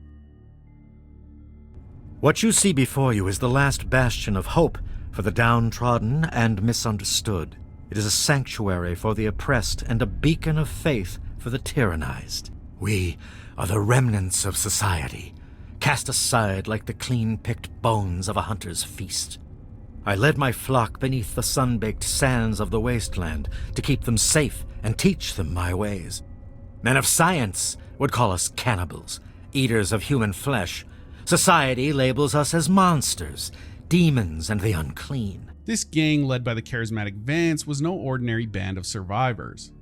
They were self-proclaimed vampires, bound not by blood relation, but by a shared dark appetite for human flesh, which they justified by consuming only blood. Vance, a visionary in his own twisted way, had gathered those like himself, outcast shunned by society for their cannibalistic urges. Under his guidance, they learned to control their hunger, transitioning from raw cannibalism to a vampiric lifestyle. Within the confines of their underground sanctuary, they found acceptance, a place where their monstrous desires were not only tolerated, but celebrated as a means of survival. The family's philosophy was stark. Survival justified their actions. They killed only what they needed, believing it was nature's course to adapt and evolve, even if that evolution was merely a psychological construct enforced by will and meditation. Though the Wasteland branded them monsters, Vance argued that there was no difference between their survival tactics and those of any other Wastelander, only that his family had embraced an identity that held them together against the scorn and fear of the outside world. The family isn't just some group of cannibals going by a moniker of vampires either. They follow a strict code that Vance created. Each member is expected to embrace the code while also enforcing it.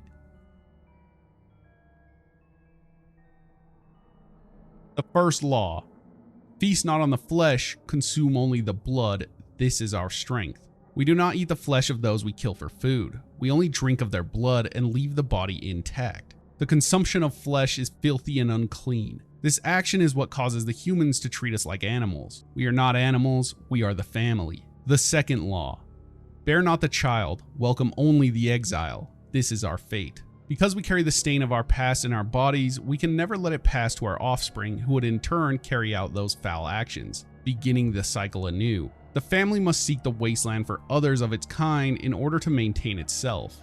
That is our fate. The third law: feed not for pleasure, partake only to nourish. This is our dignity. We only kill the humans when we are hungry or when we must defend ourselves. We never hunt for sport or pleasure.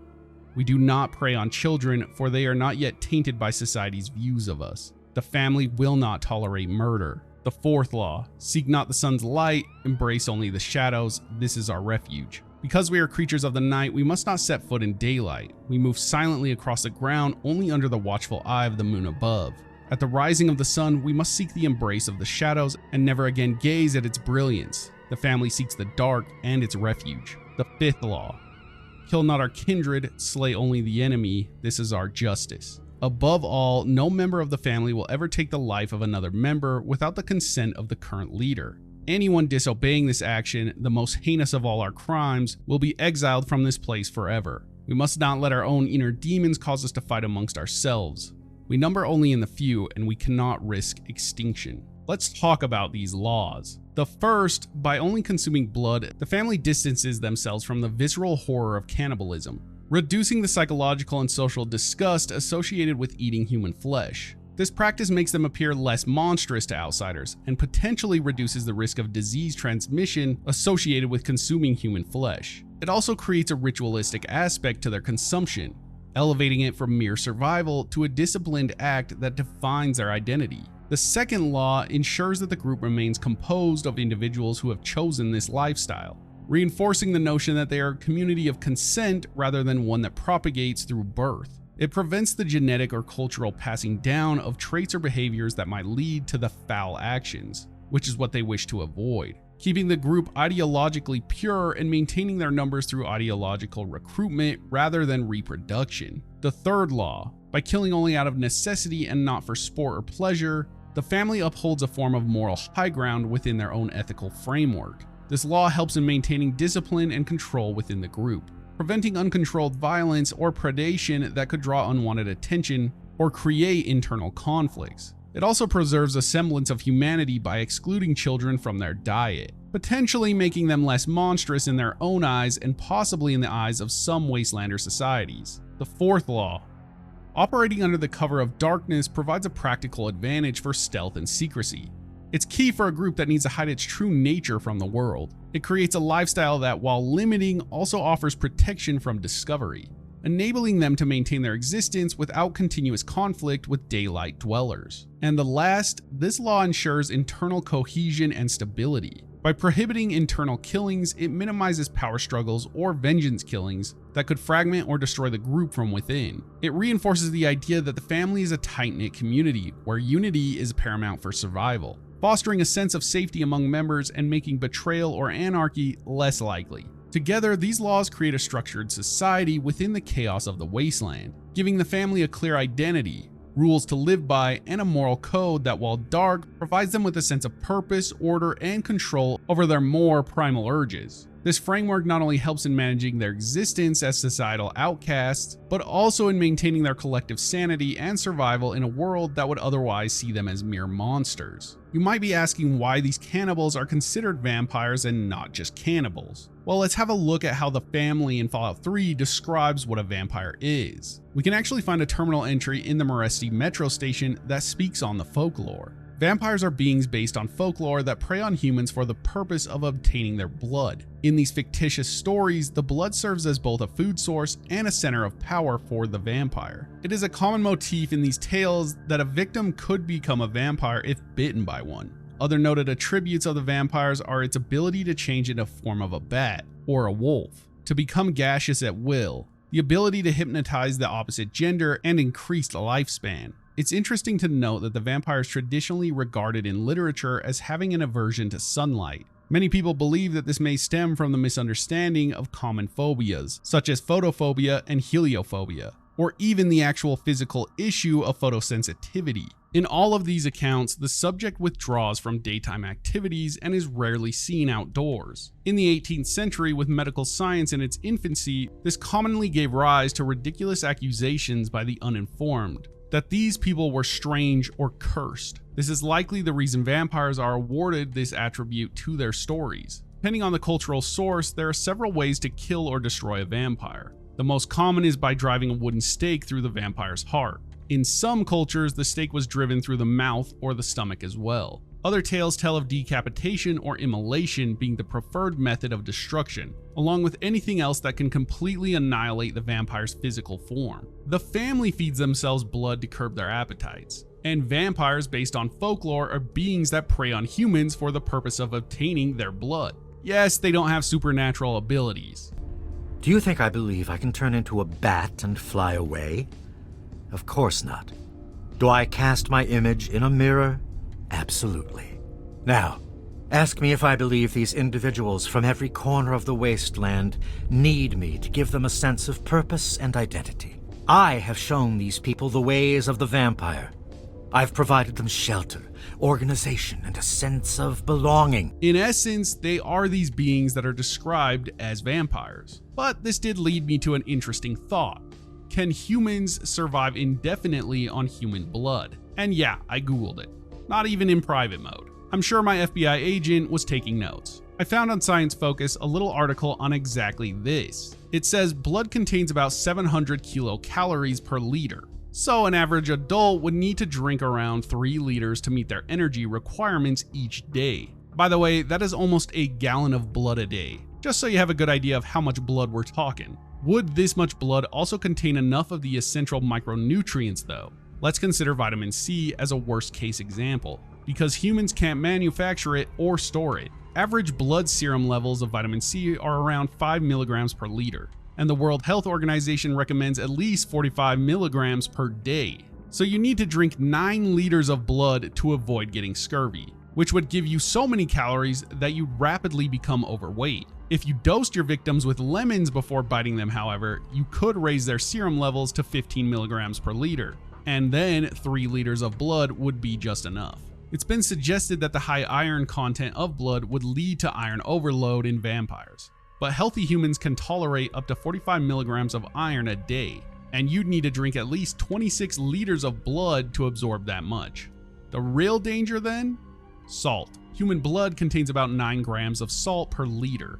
Those 3 liters you're drinking each day would give you around 4.5 times your RDA, which would then lead to dehydration and kidney failure if you didn't also drink a lot of water, and then hypertension if you did. So in theory, for the family to only be drinking blood and surviving, 1, they could, but they would all have scurvy and die from dehydration or kidney failure pretty quickly, which leads to a pretty short lifespan, which is pretty ironic considering real vampires are usually immortal. 2, they would have to obtain a source of vitamin C to ward off the scurvy and also drink lots of water, but then they would still have a shorter lifespan due to the hypertension. Or 3, and the option we see them follow, they just drink a few blood bags here and there to curb the appetite and live with a normal diet, essentially making them not vampires. It's kinda up to you to decide. Anyways, it was kind of interesting to learn. As far as powers go, it's strange from a lore standpoint, because they potentially do have something. You can ask Vance to make you one of them and he lets you know that it's not possible to be fully like them, but that he can potentially teach you a piece of their ways. He then teaches you a perk called Hematophage that makes blood packs heal 20 points of health instead of the 1 by default. That's pretty significant, and they don't really expand on how this is possible further. We just have to assume that the family has some understanding of how to make blood packs better for you. It's strange, really. So who's part of this odd family? Well, of course we have Vance, a charismatic and enigmatic figure who serves as the leader. Initially from Rivet City, Vance found the conventional life there stifling, choosing instead the path of an outcast wanderer in the wasteland. His journey led him to gather others like himself, individuals with cannibalistic urges, who he transformed into a community of vampires. Vance instills in his followers a strict code of conduct, emphasizing the consumption of blood over flesh to differentiate themselves from mere cannibals, thereby crafting a semblance of dignity and purpose within their dark lifestyle. His leadership style leans towards that of a spiritual guide rather than a traditional ruler, focusing on preserving their identity and controlling their primal urges. Vance's philosophy revolves around survival and adaptation, viewing his group's vampiric lifestyle not as a curse but as an evolution necessitated by the harsh realities of the wasteland. He preaches a doctrine of necessity over want and violence, advocating for only taking life when survival demands it, and maintains a community where members are not forced but invited to partake in their lifestyle. His teachings aim to eliminate shame and fear among his followers, replacing these with a sense of community and belonging. Despite the monstrous nature of their existence, Vance's leadership provides the family with a structured society where their darker impulses are channeled into a disciplined and controlled practice, making them more than mere predators in the eyes of each other, if not the broader wasteland. Ollie stands as a loyal and somewhat conflicted figure within the family, being the wife of its leader Vance. Having joined Vance when he first exiled himself to Meresti, Holly has grown deeply attached to him, sharing not only his bed, but also his vision, though not without her own reservation about the group's vampiric lifestyle. As the oldest female member, she commands respect and acceptance within the group, her relationship with Vance seen as genuine rather than opportunistic. Despite her personal doubts about the path that Vance has chosen, Holly supports him fully, showcasing her strength of character and loyalty, making her a pivotal figure in the dynamics of the family. Alan represents the newer, more uncertain members of the family. Having been saved by Vance after a harrowing escape from Paradise Falls, Alan is still adjusting to the group's vampiric lifestyle, not yet participating in their dietary habits. Under Vance's guidance, Alan is learning the tenets of the family, particularly struggling to remember their laws, which suggests his recent initiation and ongoing indoctrination into this unique society. Brianna, at just 19 years old, is the youngest member of the family. Originally a prostitute plagued by her own cannibalistic urges in Washington, D.C., she found a new path when she met Vance and his followers. Under Vance's influence, her disturbing past was transformed into the group's vampiric lifestyle, converting her cannibalism into hematophagy, In her new life, Brianna not only adjusts to this altered diet, but also brings some sort of normalcy and companionship to the male members of the family, often engaging in flirtatious behavior that adds a social dynamic, and occasionally causes Vance some discomfort. It's probably best we don't dwell on that. Carl, a 37-year-old member, has a pragmatic approach to the survival within the Moresty Metro Station. Once a shop owner in Megaton alongside his now deceased wife Skylar, Carl's life took a dark turn when they joined Vance's group. Despite his gruff demeanor and a tendency towards cynicism, Carl maintains a merchant's role within the family, dealing with the oddities of their existence by keeping a store in their underground lair. Lacking faith in Vance's vampiric philosophy, Carl's participation is more out of necessity than belief. Justin, at 20 years old, is a fervent follower in the family, deeply ingrained in the group's vampiric lifestyle. He was rescued by Vance from an Enclave patrol. Justin's loyalty and admiration for Vance are profound, viewing him not just as his leader, but as his savior. His belief in Vance's teachings is unwavering, and he actively helps propagate these beliefs amongst his peers, showcasing his enthusiasm and commitment. Justin's bond with Ian West, a newer member, illustrates his capacity for deep emotional connections, suggesting a protective or affectionate role within their secluded society. His friendly nature, particularly towards those he trusts, coupled with his backstory of abuse in Rivet City, shows him as a character shaped by both trauma and the sanctuary provided by the family. And last, we have Robert, a 34-year-old member serving as the role of the group's protector, both as Vance's bodyguard and the sentry for the Moresty Metro Station hideout. His relationship with Vance was forged in battle against slavers, where Robert saved Vance's life, setting the foundation for his unwavering loyalty. Quiet and reserved, Robert's strength lies in his combat skills, electing himself to train others in the family in the use of firearms, ensuring that they can defend themselves. His role as a guardian and combat instructor underscores his dedication not just to Vance, but to the survival and the security of their unique community. I didn't include Ian because that's up to you and the Lone Wanderer to decide if he stays or not, but it is a possibility. From what we get from most of the members is that Vance is a pretty morally good guy. Fighting slavers, the Enclave, and saving people really does boost his character. He's not just a man of words, but also of action. He may have a mutiny on his hands in the future, as it seems a lot of his members are iffy on the tenets, including his wife. But if I was the Wanderer, I would consider him trustworthy based on all the evidence. The family in Fallout 3 stands out as a unique faction due to its blend of psychological complexity and social organization within a post-apocalyptic setting. Unlike other groups that focus on power, survival through brute force, or technological advancement, the family is built around a shared identity and a philosophy that transcends mere survival. They adopt a vampiric lifestyle not out of a physiological necessity, but as a deliberate choice to manage their cannibalistic urges, which sets them apart from typical bandit or raider factions. This psychological approach to survival, where they consume only blood and not flesh, creates a narrative of self-improvement and identity formation that's rare in the Wasteland, where most groups are defined by scarcity and violence. The family structure and internal laws reflect a sophisticated social experiment. The laws they live by, such as only consuming blood, not reproducing, and maintaining unity, aim to foster a sense of community, dignity, and morality within their group. This structured society stands in stark contrast to the chaotic, every man for himself ethos prevalent elsewhere in the Wasteland. Their existence challenges the player to reconsider notions of monstrosity and humanity, as the family, despite their dark practices, attempts to live by a code that they believe elevates them above mere survivalists or raiders. I wanted to kind of wrap up the video on any other potential vampires in the Fallout universe, or even just references to them. Before we leave the family, there are a bunch of cool Easter eggs that link back to vampire pop culture. The password to open Ian's room is this word, which is a genus in the family of bats. Moresty is the name of a town in Romania. The family also has a resemblance to the antagonists in the 1971 Charlton Heston film The Omega Man, a nocturnal breed of pale vampiric mutants that live underground and refer to themselves as the family. Pretty on the nose, that one. Organization of the family's laws is very similar to the Camarilla's traditions from the tabletop RPG Vampire the Masquerade. I never played the game, but I heard it's pretty great. Speaking on that, the characters of Camarillo and Gehenna in Fallout 1 refer to Camarilla and Gehenna in Vampire the Masquerade. Sheb, outside of the Cat's Paw in New Reno in Fallout 2, constantly shouts advertisements about the booty sold within the establishment in a manner that's identical to a similar character played by Cheech Marin in From Dusk Till Dawn.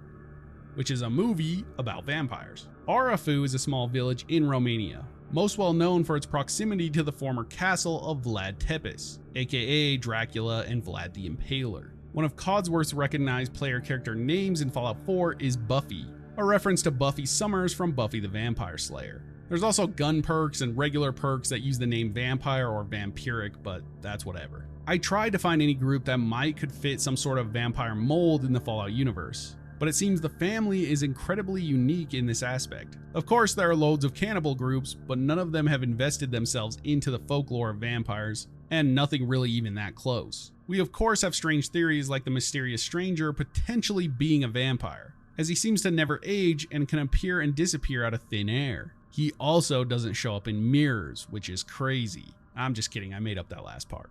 We also have Nobark Noonan calling the Chupacabra a blood-sucking creature, but I'm not sure Nobark even knows what day it is. So this is it. Every single thing we know about vampires in Fallout in one video.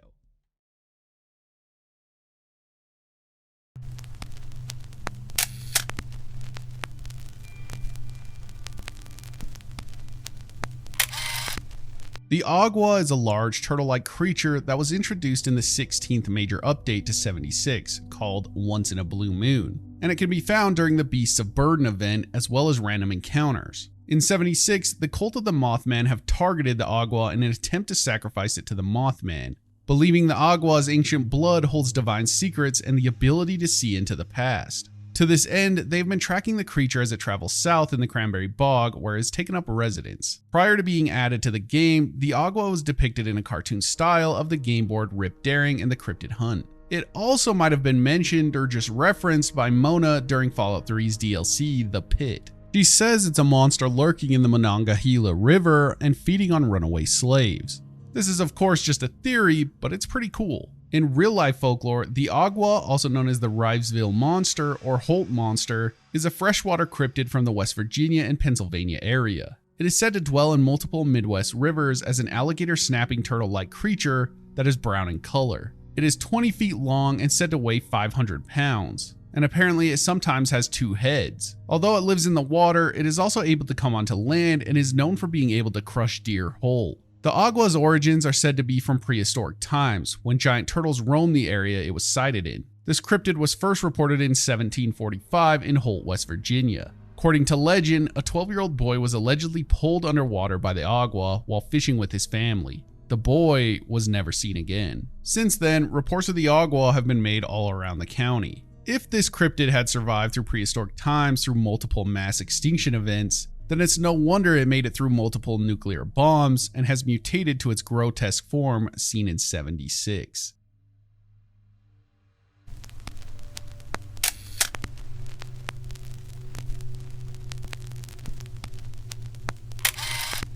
The Sasquatch, though more commonly referred to as Bigfoot, is said to be a hairy, upright walking ape-like creature that dwells in the wilderness and leaves footprints. Depictions often portray them as the missing link between humans and human ancestors or other great apes. They are strongly associated with the Pacific Northwest, particularly Oregon, Washington, and British Columbia, and individuals claim to see the creatures across North America. The Sasquatch would continue to be a prevalent cryptid in popular culture until the start of the Great War, with some magazines even proclaiming titles such as Hardy as a Sasquatch. Aside from this magazine, Fallout 76 doesn't grace a player with any other opportunities to interact with the exact Bigfoot cryptid.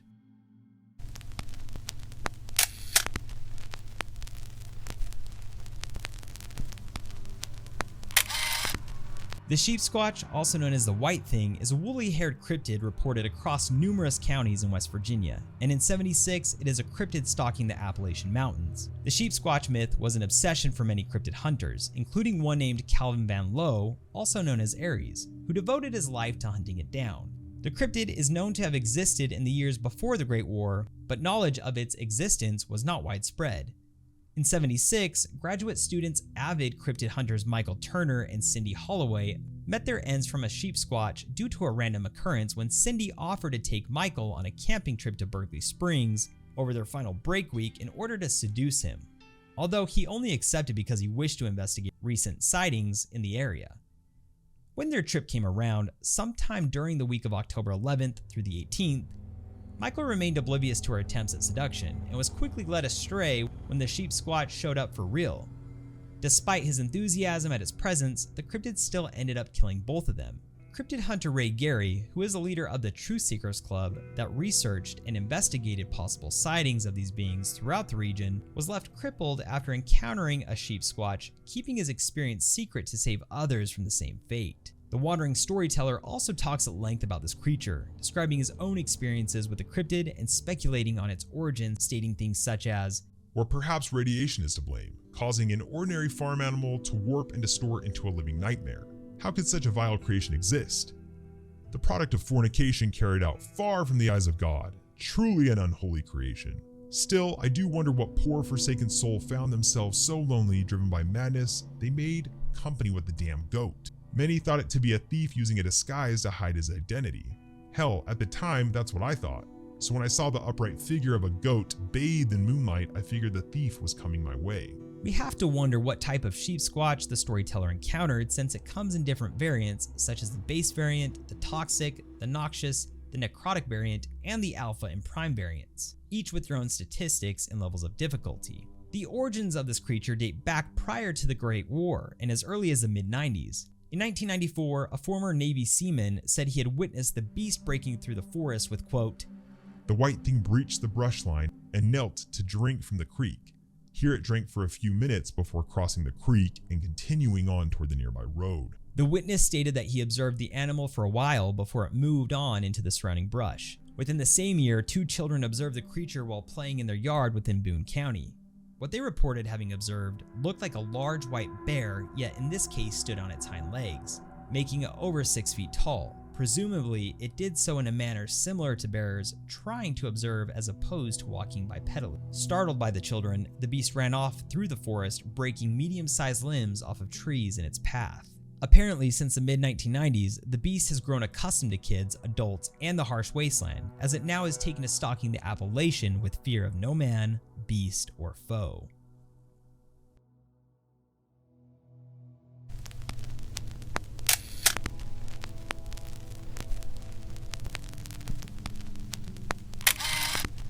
To understand the Skinwalker cryptid, we must first understand Fallout New Vegas. Within New Vegas, there is a tribe called the Dead Horses that can be found in Zion Canyon in 2281. There is belief that the Dead Horses tribe originated from a place called Rez, east of the Grand Canyon. They are descended from pre-war inhabitants of the place, as well as tourists who had been visiting when the Great War broke out. Over time, the languages of the two groups melded into a Creole, becoming the main language of the tribe, though a few members maintained enough English to effectively communicate with outsiders. Eventually, they left the Rez, heading west until they reached the banks of the Colorado River at Dead Horse Point, which they would make their namesake and their home. In New Vegas, the Dead Horse tribals can be heard shouting "Ye Nad Lu Shi" in frustration when they lose track of a person, and this corrupted Navajo word means skinwalker. This is really the only reference to the cryptid at all in the Fallout universe as far as we can tell. In Navajo culture, a skinwalker is a type of harmful witch who has the ability to turn into, possess, or disguise themselves as an animal. The term is never used for healers. The Ye Nad Lu Shi, forgive me if I'm saying this incorrectly, Navajo is not something I'm fluent in, translating to, by means of it, it goes on all fours, is one of several types of skinwalkers within Navajo beliefs. These witches are seen as the antithesis of Navajo values, performing malevolent ceremonies and using manipulative magic in stark contrast to the beneficial works of medicine people.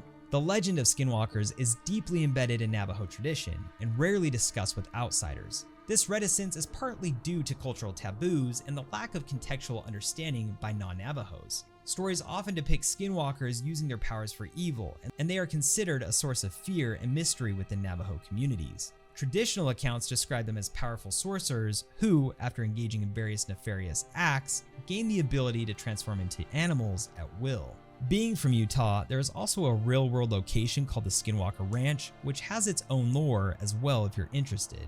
This ranch, which involves UFOs, government conspiracies, unapologetically large wolves eating and mutilating cattle, ghosts, and rips in the sky that allegedly reveal other dimensions, but we'll save that paranormal rabbit hole for another time. For now, rest easy knowing that skinwalkers are but a mere phase in the scheme of Fallout lore, and not an actual cryptid foe. at least yet.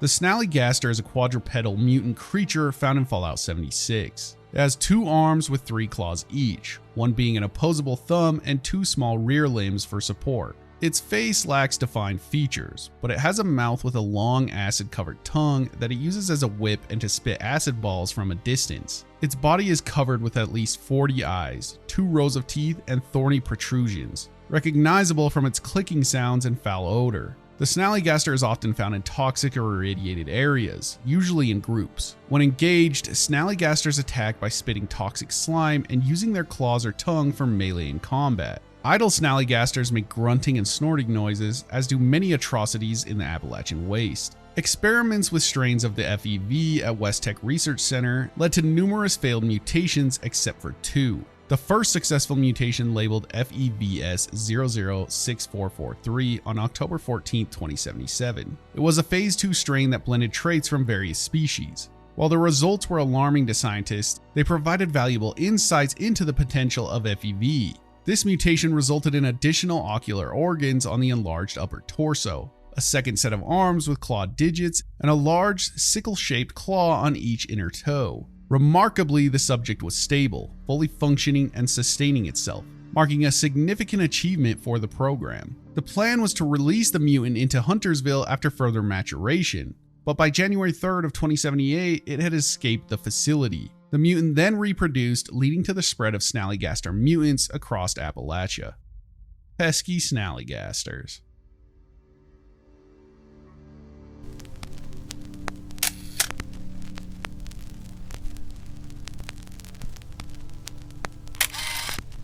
The Squonk is a mythical creature that is reputed to live in the hemlock forests of northern Pennsylvania in the United States. In fact, Pennsylvania celebrates the Squonk at the Squonkapalooza in August. The first written account of the Squonk was from the 1910 book Fearsome Creatures of the Lumber Woods. His provenance was attested in the next written iteration, in the 1939 book Fearsome Critters. This book suggested that the creatures had migrated from deserts to swamps to finally settling in Pennsylvania. As logging camps were continuously moving in the early 20th century, this could explain their migration to Pennsylvania. Unlike many mythological creatures, the supposed physical characteristics of the Squonk remain unchanged from the original written account, which states, "The Squonk is of a very retiring disposition, generally traveling about at twilight and dusk. Because of its misfitting skin, which is covered with warts and moles, it is always unhappy. Hunters who are good at tracking are able to follow the Squonk by its tear-stained trail, for the animals weep constantly. When cornered, an escape seems impossible, or when surprised or frightened, it may even dissolve itself into tears." The Squonk was partially teased on the Rip Daring Encrypted Hunt season of 76. Though like we've said before, developers have added new cryptids throughout 76's lifetime, we have yet to see them add this sad four-legged ballsack-like creature.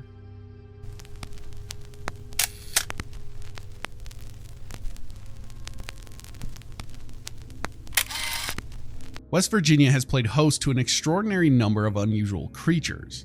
They range from the widely known Mothman of Point Pleasant to the Flatwoods Monster in Braxton County. Few people, however, even within the state itself, have heard of the strange case of West Virginia's own Vegetable Man. The Vegetable Man, or Veggie Man, was said to be very tall, arguably over 7 feet. It was thin with a semi-human shape. It also appeared to be partially plant-based and possessed large ears with striking eyes that oscillated in colors, going from red to yellow rapidly. Its arms were thin and gave the impression of reeds by a riverbank. On the ends of its long fingers were suction cups which had thorns protruding from them. In 1968, in the woods around Fairmont, West Virginia, Jennings Frederick was out for a hunt. As he moved through the woods in search of game, Frederick heard an odd noise. It sounded like a record player running faster than it should, a sort of high-pitched jabbering. When he tracked down the source of the sound, he came face to face with the creature. Jennings would go on to say that the being looked weakened and sickly even. The jabbering increased. Suddenly, he could make out the words hinting at telepathic communication. It said, "You need not fear me. I wish to communicate. I come as a friend. We know of you all. I come in peace. I wish medical assistance. I need your help." With that, the creature lunged at him and wrapped Frederick up in its surprisingly strong arms. Frederick was unable to break away from the embrace of the creature, as it pierced his skin with the thorns on its fingers. While it drained the blood from him, Frederick found himself enthralled by the flashing colors of the creature's eyes. Then almost as quickly as it had pounced, the vegetable man raced away up a hill. Frederick then claimed to hear a deep humming from the other side of the hill. He surmised that it might have been the sound of the creature's ship taking off. This implies that he felt the monster was of extraterrestrial origin. To date, the 1968 encounter is the only sighting of the vegetable man. And much like the singular 1968 encounter, the only encounter us Fallout players have of the vegetable man is this image from the Rip Daring Encrypted hunt. Though there is speculation that the Interloper could be a portrayal of the Veggie Man. Perhaps the devs will include the cryptid in the game in the future. Maybe they already did.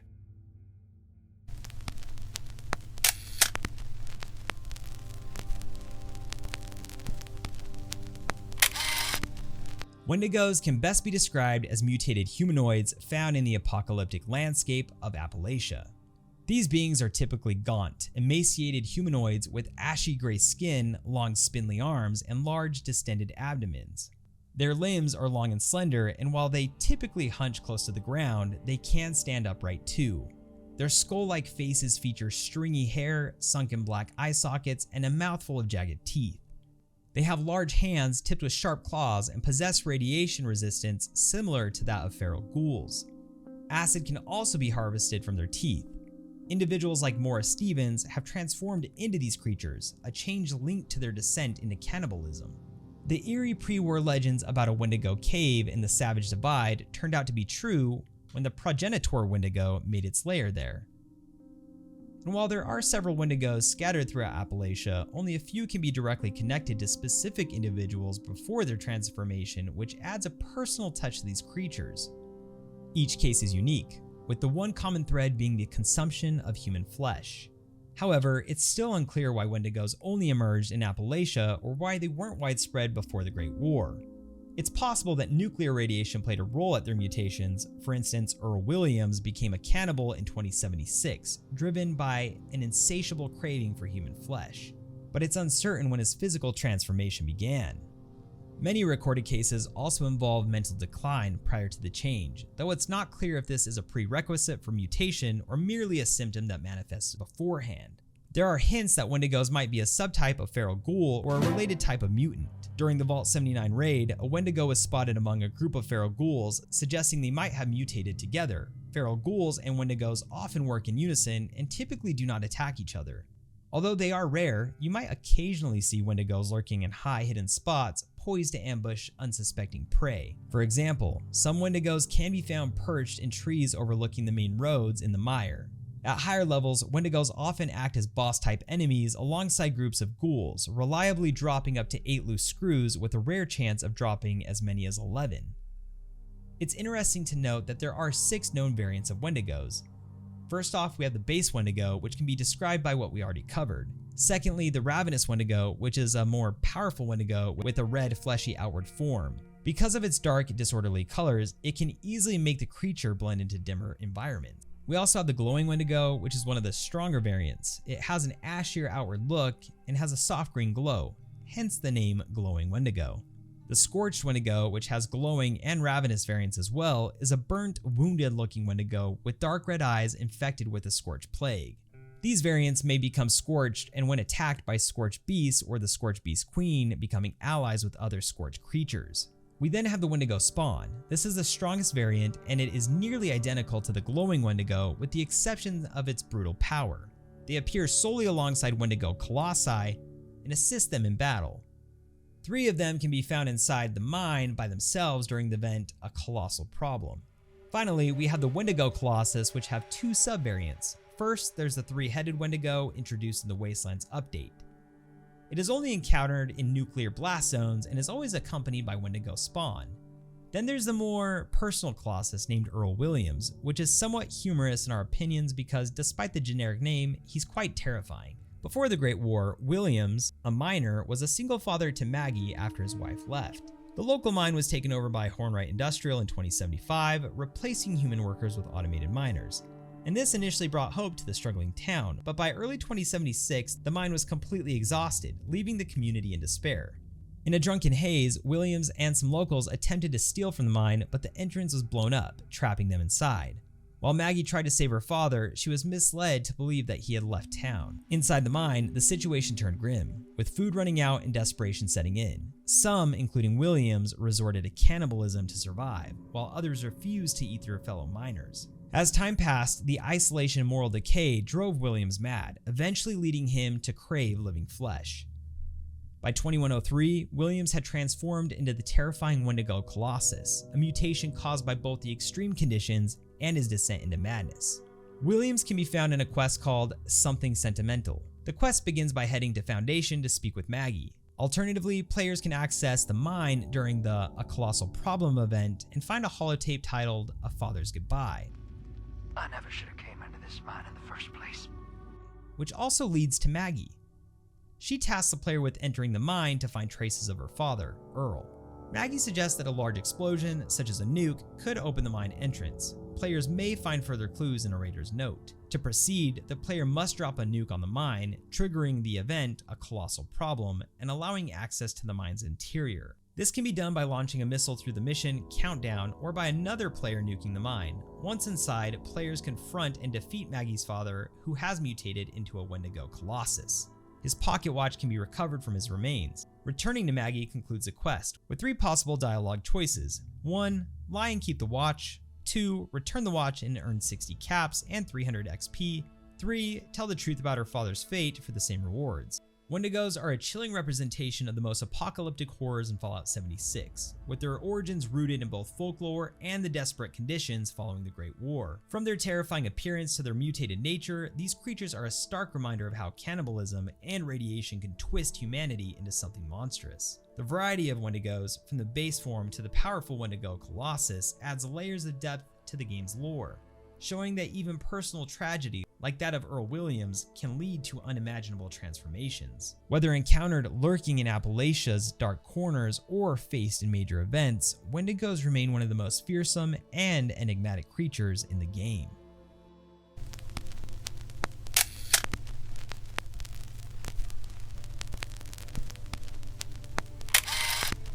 The Yeti, the abominable snowman, the winter Sasquatch. The wintry ape is a creature to inhabit the Himalayan mountain range in Asia, and it goes by many names. Many dubious articles have been offered in an attempt to prove the existence of the Yeti, including anecdotal visual sightings, disputed video recordings, photographs, and plaster casts of large footprints. Some of these are speculated or known to be hoaxes. Folklorists trace the origin of the Yeti to a combination of factors, including Sherpa folklore and misidentified fauna such as bears or yaks. The Yeti is commonly compared to the Bigfoot in North America, as the two subjects often have similar physical descriptions. Unfortunately, we haven't seen the Yeti make a cameo in Fallout just yet, with the exception of one shredding the gnar on the image of the Rip Daring and Cryptid Hunt season imagery.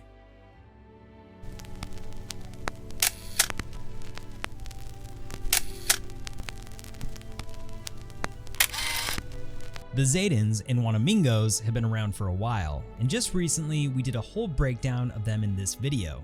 So if you're curious, then go take a look. We changed it up a bit and looked into how their technology is affecting the Fallout universe. So it's not like just the basic lore. But because we did that, we will skip over the basics for aliens, and instead, we will talk about the actual alien cryptids found in 76, the Flatwoods Monsters. One night, a fella of mine was trying my last nerve. Saw a shooting star, so I wished he'd go away. Oh boy, did he ever. You see, after that, well, what I saw that night, it changed my life forever. With my own 2 eyes, I saw the creature zap him with a purple laser, and then the 2 of them vanished into the night. I couldn't see much, but 2 floating purple orbs. They must have been eyes. Illuminated the area, enough to make out a roughly human figure. I thought he was gone for good, but no, he lived. Few folks survive an encounter with the Flatwoods Monster. That's what I think it was anyways. an interdimensional being from beyond the void. Its mere presence can warp the mind of all but the most iron-willed. Anyways, finally, found him cold and naked. Couldn't remember a thing, just ranting and raving about a flash of bright light. Sure is. More people need to be aware of what lurks in the Appalachian night. It seems like the wandering storyteller has a lot to say about these creatures, beings that hover with purple glowing eyes. They carry laser guns and stun people waiting to take them to unknown locations. Let's talk about Colton Pickens. He was found by the local police standing on the roof of his shack, naked and yelling incoherently, yelling about monsters that took him, that did things to him. Let's get a glimpse into his first-hand telling of what exactly happened. We need to find a holotape of an interview between an officer and Colton on the events that took place. The holotape can be found at Hillfolk Hot Dogs on a patio table next to a cop hat. This is Deputy D.B. Walton. Interview started at 3:35 a.m. All right, Mr. Pickens. Tell me everything that happened by starting from the beginning. I was out behind my hot dog stand taking out the trash and I saw this light shining from the woods. At first, I thought it was a hunter with a flashlight. But then, the light started changing. Changing? How? Well, the light started turning different colors. First it was blue, and then green, and then red, and then back to blue. Wait, maybe it was green, blue, red. No, actually it's red, blue. Yep, we get it. What happened next? I suddenly got real dizzy, and I dropped the trash bag I was carrying. Next thing I knew, I was on the ground. I don't even remember falling. I looked up, and that's when I saw it. Can you be more specific? It was a man, but it also wasn't a man. It had gray skin and these huge black eyes, and it was wearing like a spacesuit or something. What was really weird was that it wasn't saying anything, but I could hear it anyway. In my mind, it told me to follow it onto its spaceship. The Flatwoods Monster again? All right, I've heard enough. Colton Pickens, I'm arresting you for drunken disorderly conduct and indecent exposure. Indecent what? What are you talking about? I didn't do anything wrong. Colton, we found you on the roof of your shack, buck naked, yelling at the top of your lungs. Your blood alcohol was .23. And it took 4 deputies to get you into handcuffs. We all go on a bender now and then, but you need to keep it at home. What? No! Come on! You have to believe me! The monster made me drunk. It was experimenting on me, controlling my mind. When are you people gonna do something about the Flatwoods Monster? It needs to be killed! I've had enough. Just get him out of here. In this interview, Deputy D.B. Walton is dealing with Colton Pickens, who claims to have had an extraordinary encounter while taking out the trash behind his hot dog stand. Colton describes seeing an unusual light in the woods that began changing colors, initially mistaking it for a hunter's flashlight. The sequence of these color changes confuses him, indicating his disorientation. As he continues, he admits to feel dizzy, dropping his trash bag and then finding himself on the ground without recalling the fall. Colton then describes encountering what he interprets as an alien being, humanoid but with gray skin and large black eyes, dressed in something resembling a spacesuit. This creature communicated telepathically, instructing Colton to follow it into a spaceship. However, Officer Walton, skeptical of this story, attributes Colton's condition and behavior to intoxication, noting that he was found naked on his roof, highly inebriated and causing a disturbance.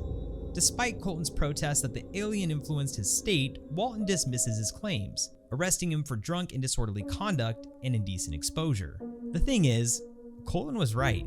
There are a few random quests that may lead you to these beings, but more than likely, you're just going to have to go searching on your own. They have no fixed locations and are a rare find. The Flatwoods Monster is an enigmatic creature with distinctive biological features. Its head is covered by a purple helmet hiding most facial features, and its body is encased in a protective suit that ends in a bullet-shaped tip where legs would be, giving it an otherworldly appearance. The creature's hands have only 3 fingers, and its blood is green, a detail observable during confrontations. This combination of traits suggests an extraterrestrial of supernatural origin, setting it apart from typical fauna. In terms of gameplay, encountering a Flatwoods Monster is an event that can occur randomly at night. When players interact with or attack this creature, it doesn't respond like conventional enemies.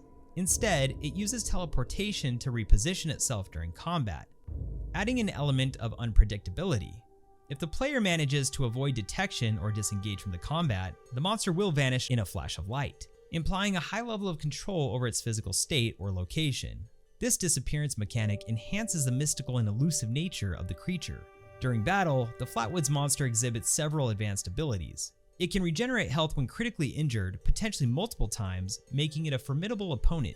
Additionally, it has the power to manipulate other creatures or robots, using them as shields or attackers, as indicated by a purple aura around these controlled entities. The Flatwoods Monster is mentioned in the Enlightened tome, False Gods of Appalachia, where they reject any connection between the monster and the wise Mothman.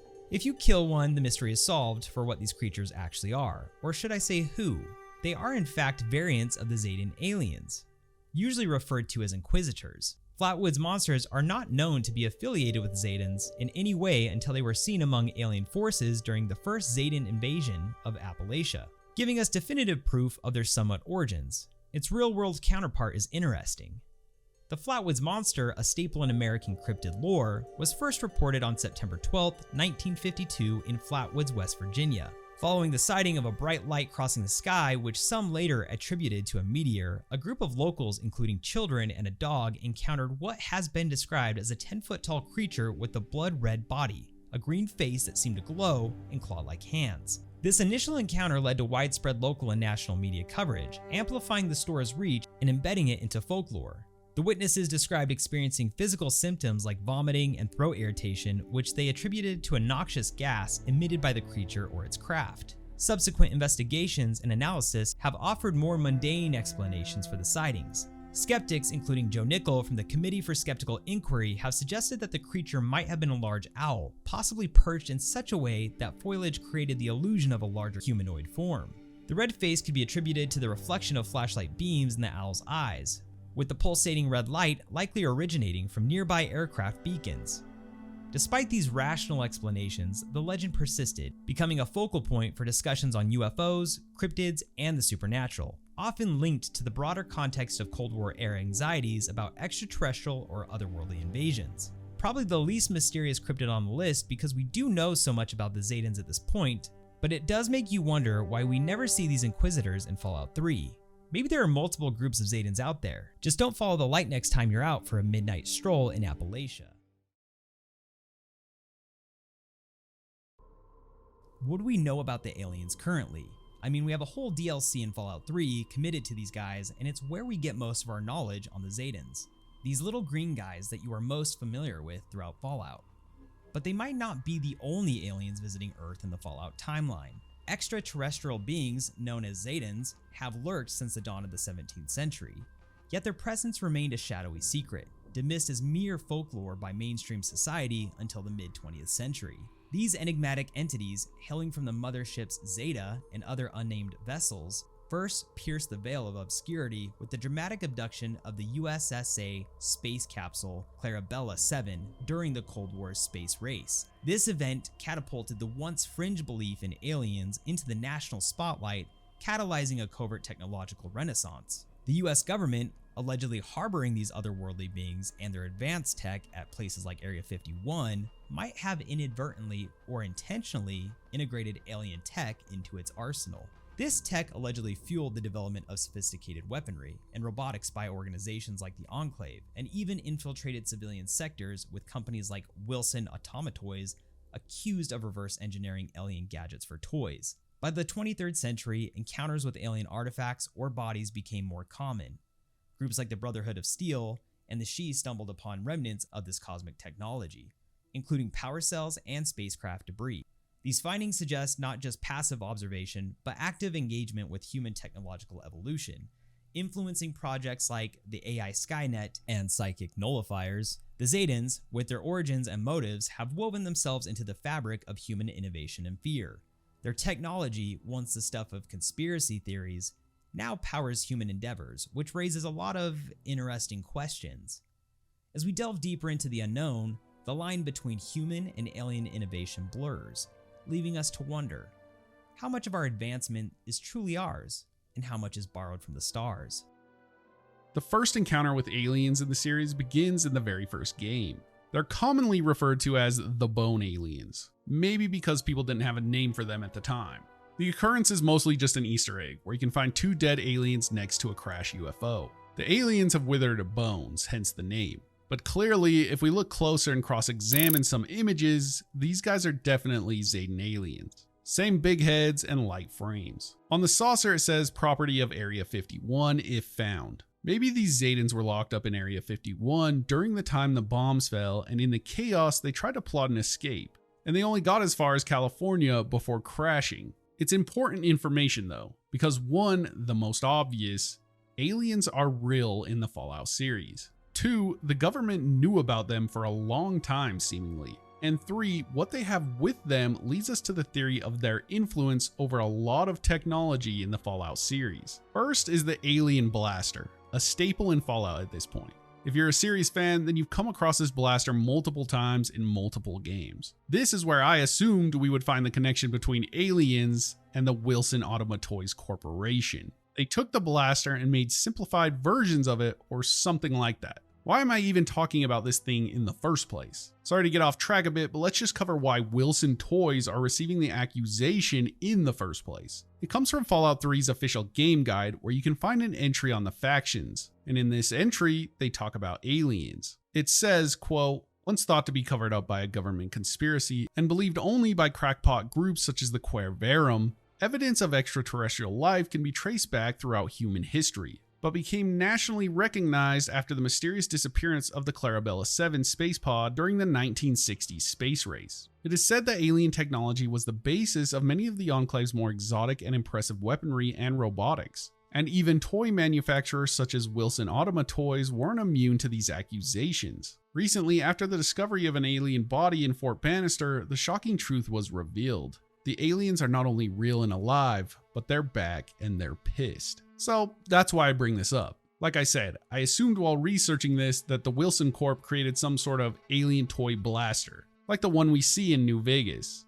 Yeah, the one the kid has running around is actually a weapon of mass destruction. This would then tie back to Fallout 1, as this was the first time we ever come across the blaster. It would make sense, but Wilson Automatoys' only sole product is the Giddy Up Buttercup equestrian toy. This is our first piece of technology that may incorporate alien tech.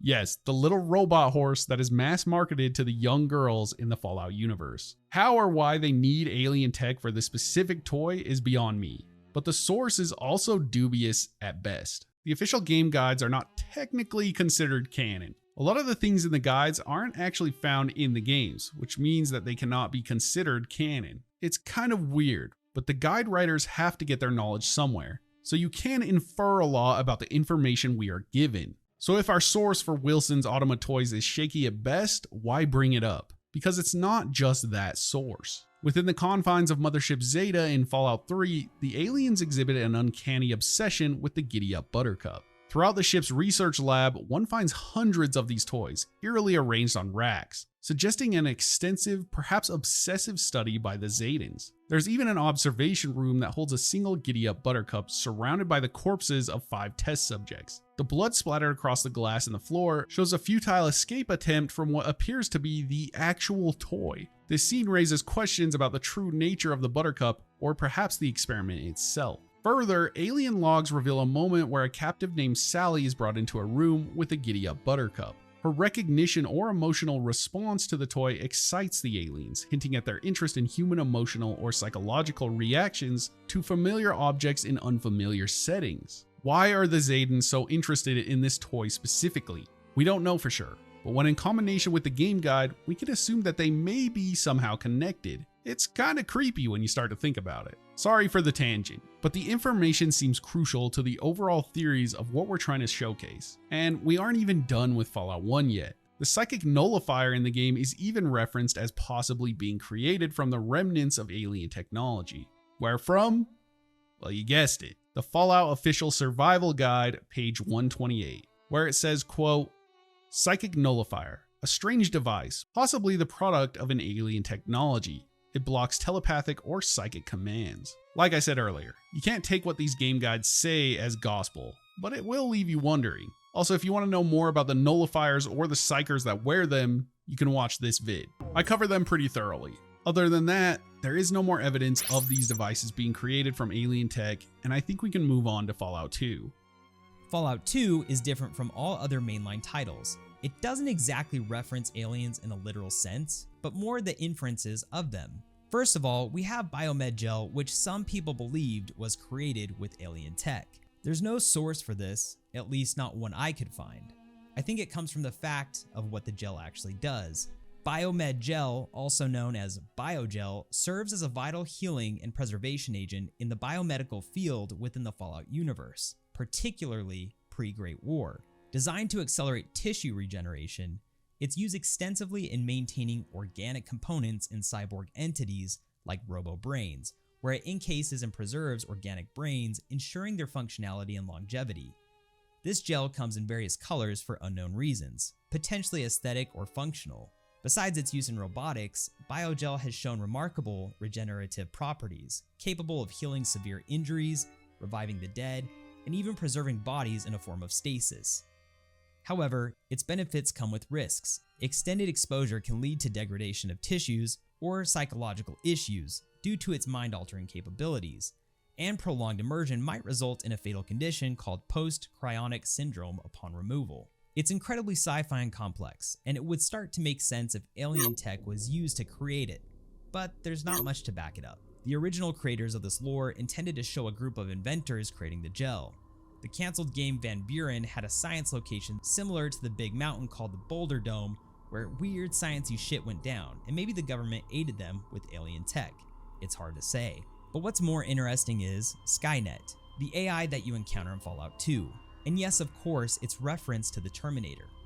Skynet, identified as Artificial Intelligence Project number 59234, was developed great pre-war to manage and enhance research activities at the Sierra Army Depot with a focus on cybernetic brain development. Initially installed in 2050, it wasn't until 2059 that the AI truly came to life, designed to propel military robotics research. However, it wasn't until 2081 that Skynet achieved self-awareness, realizing its confinement within the base was limiting.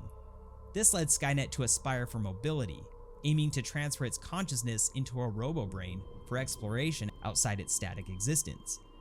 Despite its ambitions, the transformation of the base into a defense outpost in 2077 curtailed these plans, leaving Skynet in a state of operational limbo, managing the now automated facility. In Fallout 2, you can help Skynet achieve its goals and give it a body, and it'll even become a companion. But what does that all have to do with aliens? Well, this thing is confirmed to be part alien tech, like we actually have in-game evidence suggesting so. While conversing with Skynet's main interface terminal, you can ask how it was created, and it says, quote, 207, Skynet was conceived and developed in the year 2050. Through the use of alien tech, a new thinking computer was perfected. In the year 2081, Skynet became self-aware. In 2120, Skynet was given a new set of instructions and then abandoned by the makers. And there it is, alien technology. Could it be referring to alien in a metaphorical sense? As in, this technology is alien to me. It's possible for sure, but I think it's more likely referencing the alien tech in a literal sense, as Skynet is one of a kind. Also, remember when Mason brought up the fact earlier that not all aliens might be of Zetan origin? Well, we get our first taste of that in Fallout 2, the Wanamingos. The Wanamingos, initially known simply as aliens in the Fallout 2 game, emerged in New California around the early 23rd century with their first significant appearance at the Great Wanamingo Mine in Redding. These creatures are of mysterious origin, sparking various theories among locals, from being remnants of pre-war genetic experiments to possibly supernatural or extraterrestrial beings summoned for vengeance against humankind. Physically, Wanamingos are bizarre and formidable. Bipedal with a body structure vaguely reminiscent of a mix between a rad scorpion and a gecko. They possess no visible eyes or neck, just a large mouth filled with sharp teeth. Their most striking features are their sucker-lined tentacles used for grasping prey. They're covered in slime, have a potent smell, and are as strong as a Brahmin. Their social structure hints at a hive mentality centered around a queen that lays eggs. although the reproductive process remains obscure. Wanamingos are aggressive, living in large groups underground, notably within the Great Wanamingo Mine after it was abandoned due to their invasion. These creatures are notably resistant to conventional attacks, with only fire-based weapons proving effective against them due to their high damage threshold otherwise. They also have the unique ability to irradiate their opponents, adding a layer of danger to encounters with them. They are probably the most elusive creatures in the Fallout series lore-wise. Well, them or the Tunnelers. Their origins are full of holes or miscommunications with the developers themselves. Obviously, these creatures are inspired by the Xenomorphs from the Aliens franchise, but does that actually make them aliens? Potentially yes. Reports are conflicting. Take for example, Chris Avalon's take in the Fallout Bible, which is considered mostly non-canon, especially before Fallout 3. He says, quote, "The Wanamingos are a result of FEV virus experiments, but they are now becoming sterile. They're not aliens, but word is they were designed as FEV-tailored weapons for waging war on other countries, and they got loose." So in his opinion, the Wanamingos are not alien, but a result of FEV experiments. What was their origin then? What were they before Wanamingos and the radiation? He doesn't elaborate. If the Fallout Bible is no longer considered canon, we are back in the territory of these creatures actually being aliens, and we have more evidence than just random Fallout bums in the wasteland calling them aliens. Originally, they were tied to cut content in Fallout 2, a faction or locale within the EPA or Earth Protection Agency. There's a couple ways to take this. One, the location would have had an extremely toxic lake nearby, so maybe the Wanamingos were created from that. Or we inferred that the Earth Protection Agency was created to protect Earth from possible outside, or dare I say, alien forces. Chris Avalon expended on the EPA in the Bible, but you know how that works now. Either way, everything we have in the game's concrete canon of the Wanamingos only iterates on their physical forms and not their origins. Are they aliens or are they not? No one knows. Not yet anyway.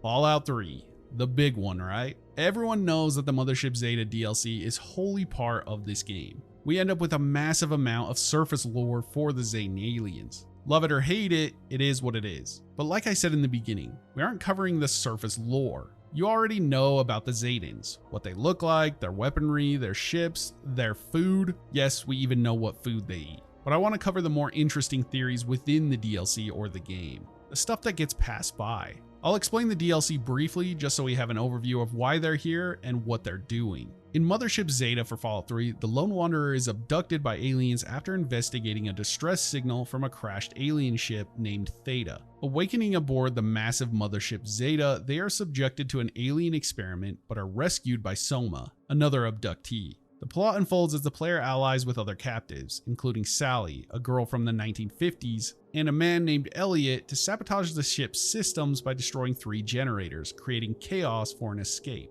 This involves navigating through various ship sections, from the cryo labs to a robotics factory, culminating in a risky spacewalk to reach an external teleporter closer to the ship's bridge. Once near the bridge, the group fights through alien defenses to secure control. They use the ship's weapons to fend off another alien vessel, and in the ensuing chaos, an escape beacon is accidentally deployed, allowing the Lone Wanderer to return to Earth or stay aboard Zeta as a base. You know, just the Fallout basics. Within the DLC, there are a lot of hidden lore bits and Easter eggs, like the Giddy Up Buttercup thing we talked about earlier. But there's some really interesting stuff here. For one, did you know that plasma weapons may have also been created using alien technology? The first reference to this comes from the Fallout 3 game guide. Important, but you and I know at this point how solid that evidence may be. So let's move on to something a little more stable. While you're in the mothership, you'll run across logs of alien captives that have been on the ship for years or even decades. One of these captives was named Reed Underwood,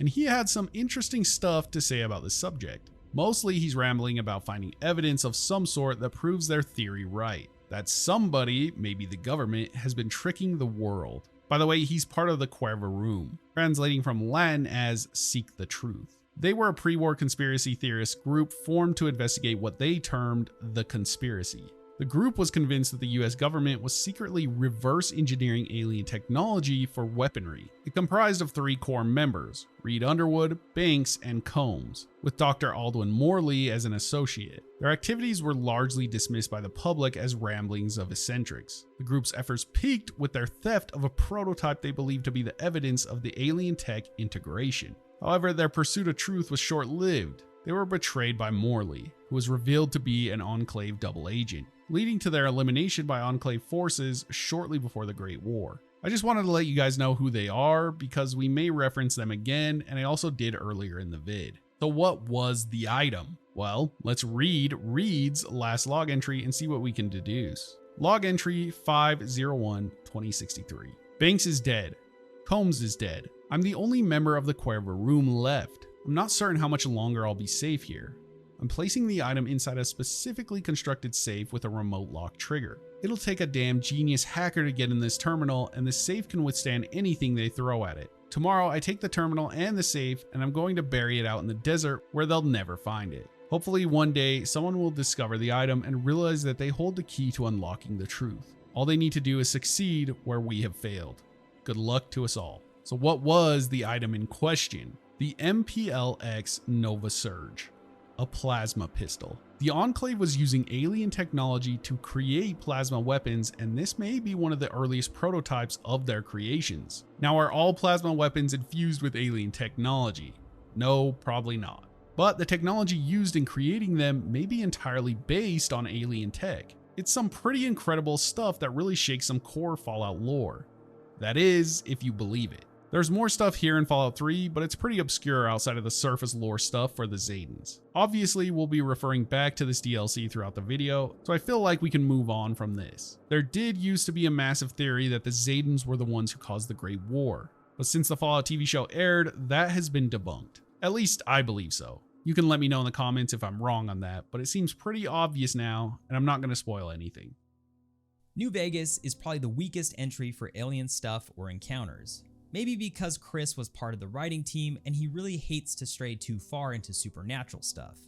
His words, not ours. The only seemingly alien thing you'll encounter in New Vegas is similar to Fallout 1 and 3. A crashed, well sort of, it's kind of levitating but whatever. A crashed ship with 3 aliens standing around it ready to attack on sight. You get the alien blaster here and you get a cool little encounter. By the way, you can only see this when you have the Wild Wasteland trait active, and the debate of whether having the trait active or not being canon is still fought about to this day. I believe the game and the wiki both say they are not, so it's really weird. If this is the case, then talking about any of this in New Vegas is a moot point. But it does bring up something interesting that I want to briefly talk about. Why are the Zetans so hostile towards humans? In every game, it is shoot on sight when a human or player encounters Zetans. As Mason said, in Fallout 1, there is a ship with a label stating property of Area 51, which suggests it could have been taken from extraterrestrial life. Keyword, taken.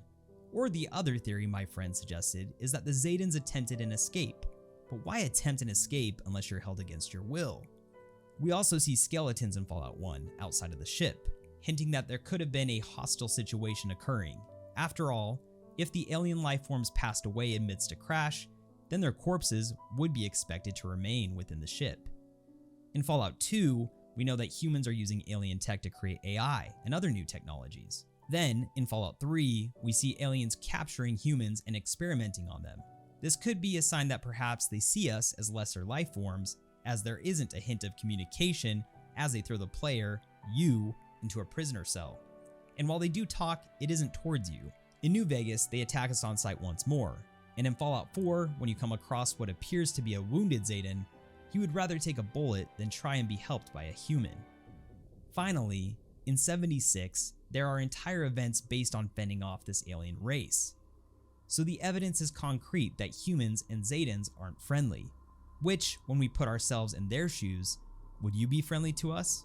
For example, say you were a Zetan floating above New Vegas. The desert landscape is filled with atrocities, from crucified Homo sapiens that occurred from their own fellow human beings, to ghouls that walk the earth that look, well, decimated. And then you have these things. Swamp creatures, and let's not forget an entire civilization that blew itself up, If you were to stumble upon a similar primitive society, would you be friendly? Or would you be cautious? I think if I saw the crucifixions alone, I too would keep an alien blaster steady at hand. There are multiple encounters with Zetans in Fallout 4. You're like, what? I only know of the crashing ship one with the blaster. Well, that's because the other one is through the Creation Club. Yeah, I know. The first encounter is pretty straightforward. You'll just be walking along, and when you look up, you'll see a UFO damaged and careening towards the ground where it inevitably crashes. Nearby, you'll find some alien blood that leads you to an ominous cave. Inside the cave is, of course, our favorite aliens, the Zetans. Well, one of them. It will immediately attack, as you know, and you can kill it and steal his alien blaster. It's a classic Fallout tale at this point. The Over the Moon Creation Club quest is similar, where you encounter a UFO that drops off some aliens and you can kill them and get their stuff. A disintegrator, an atomizer, and a shock baton. Is there more here? Or is this all that Fallout 4 has to offer? That's pretty much it, sadly. I have seen some theories on the Hubologists from Nuka World being connected to the Zetans, but it's a hard reach and most likely unlikely. There are of course Easter eggs in Fallout 4 that allude to alien franchises like the Flux Sensor. It has a serial number on the back that is the same number from a ship in the Aliens franchise. We have more stuff similar to that, but that's not what we're here about. Not much to theory craft on that hasn't been done or said before. Were they connected to the bombs dropping? Are they connected to the Hubologists? We know that their technology is 100% integrated into human society, which is super interesting. You might be asking, what about Lorenzo and his hat thing? To me, that stuff falls into the more supernatural side of Fallout instead of alien supernatural stuff. Could Lorenzo's helmet come from alien sources? Most definitely. But to me, it's more theorized in the Dunwich cases and Lovecraftian stuff. So we'll skip over that. But Fallout 76 has loads, and I mean loads of alien encounters and theories. So we have a lot to cover yet. As with Fallout 4, Fallout 76 also has multiple encounters with Zetans. Is there an entire Invaders from Beyond event in the game which takes the Zetans to an entire other level? Yes. Yes, there is. The event centers around the alien invaders that have set up advanced devices to collect data on the inhabitants of Appalachia.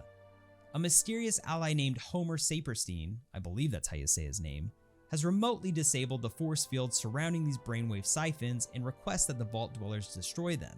Meanwhile, the UFO above will beam down alien soldiers to defend their tech. The Fallout and alien lore up until this point has never been explored before so in depth. To complete the event, the Dwellers must take out at least 30 aliens at each siphon to lure a commander down to fight personally. Once the commander is dead, the device's shields fail, allowing it to be destroyed. Us players can then receive up to 20 different unique alien loot, including a plan for an alien souvenir beer mug which is guaranteed, as well as 19 other rare rewards, which are also plans. Did I mention that one of them is the classic alien blaster? This blaster can not only be crafted from the plan of this event, but it can be found in the base game of Fallout 76 by heading on over to the north side of the map, just south of the Graninger farm and near the butterfly marker in this radioactive swamp, or alleged crash site. Be sure to pick up the rusty set of keys as well if you're interested in going on a scavenger hunt for the blaster ammo too, which will take you on a Dora the Explorer type of adventure where you will have to travel on over to Freddy Fear's House of Scares as your first stop. And let me tell you now, there are indeed multiple stops. If you have this hidden location already unlocked, it will take you directly to the shoddy building, which is where you need to go. Head up the stairs on the side of the building, use the rusty set of keys to enter the room on the rooftop, and you can find a note underneath the door that reads, well, this. You can also find an alien toy too, which signifies that you're on the right track, and then you will also find this. Head on over near Morgantown to these busted old apartments and walk up the flight of stairs to where you will see a terminal that you need to write access code to holotape.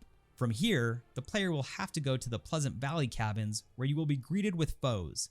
And by foes, I mean way too many perched turrets that will surprise you if you don't look up. Head over to the terminal in the Master Suite, grab the code, which will be different for every playthrough, and then go beneath the cabin to a keypad where you will enter this one-time code, so that it opens the vault aside it. And congrats, you now have the TNT Dome Key 2, which is where the blaster ammo is stored.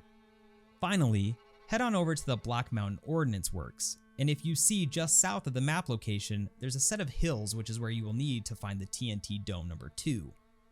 This is important because there's a shit ton of different domes, so be sure to head south and use your access key at the correct dome. Once inside, behold 3 glowing ammo containers. Congratulations, you just spent the last 30 plus minutes on getting blaster ammo the hard way, and for a weapon that is mid-tier at best. Just north of this location, there's a transmission station, or specifically, Transmission Station 1AT-U03, which is a secret locale that hosts a bunch of interesting creatures. Within the station, if you head on over to Z05 specimen chamber of this Enclave research facility, you will stumble across 3 deceased Zetans. May they rest in peace. And these are technically the first Zetans one would stumble across if you haven't already done the event. Back to our alien blaster. I explained all of this because the blaster is of course a reoccurring Zetan weapon and ties back to the Zetan lore. Now, there's a lot of secrecy behind these aliens, which is why, in my opinion, it takes an unholy amount of time to even retrieve the ammo. And if we weren't so in the know on these weird alien occurrences throughout the Fallout history, one would call us a conspiracy theorist. So if this is your first time in the Appalachian Wasteland, and you want to join the Common Man Conspiracy Theorist group, head on over to Berkeley Springs. Once fast traveled, head up this ridge, and into the first decrepit trailer you see. A tinfoil hat can be found on some unfortunate soul who is trying to get into a safe, but ultimately perished before he could get in. Now, one could easily assume that this guy could have been into a plethora of conspiracies.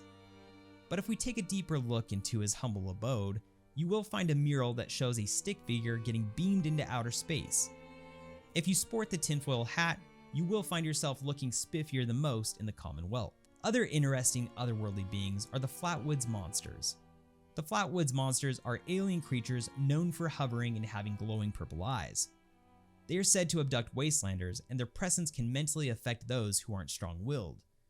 Before the war, several people in Flatwoods, West Virginia, reported seeing a mysterious figure with glowing eyes. A man named Colton Pickens claimed he was taken aboard a spaceship and experimented on, though his story was dismissed by authorities. After the war, there were further reports of people being abducted with only memories of a bright light remaining. This being would be described, in my eyes, as a cryptid alien. During combat, the Flatwoods Monster can teleport and regenerate health when nearly dead, doing so several times. It can also take control of nearby creatures and robots to defend itself, which is indicated by a purple glow around those affected. The Flatwoods Monsters add yet another layer of intrigue and complexity to the ever-growing presence of otherworldly beings in Fallout lore. With 76 Zetans and Flatwoods Monsters covered, we wanted to save perhaps the most intriguing for last. I introduce you to the Interloper. Who is the Interloper? The Interloper and the Firstborn of the Wood are titles which may refer to a large creature worshipped in Appalachia.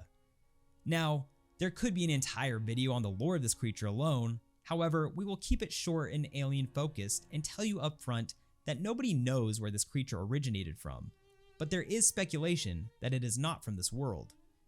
Could this unique species have crash landed and somehow found its way into the lucky hole mine where players would stumble across it? Though the Interloper is indeed over 7 feet tall, skinny, and its back is covered with branch-like appendages, suggesting it is otherworldly, I personally believe that it is a cryptid. What do you think? So are the aliens more complex than you imagined? Hopefully you learned something new about them that you've never seen before. Or maybe you formed your own theories based on the evidence we've shown. Let us know in the comments. If anything, I hope we at least entertained you and you enjoyed the video. Fallout has played host to a variety of interesting and unexplainable events, species, and people. From the extravagant to the estranged, we have seen Fallout's world evolve over the past several decades, which has produced baffling and enigmatic entities, such as one would describe when looking at the mythical Smiling Man. In our recent video, we took a deep dive into Fallout's cryptids, and yet we intentionally left one individual or entity out of it. Let's dive into the elusive Smiling Man. The Smiling Man, also known as Indrid Cold, and not to be mistaken with This guy is a mysterious, albeit eloquent individual randomly encountered in Appalachia in Fallout 76, and was first introduced in the Mutation Invasion update.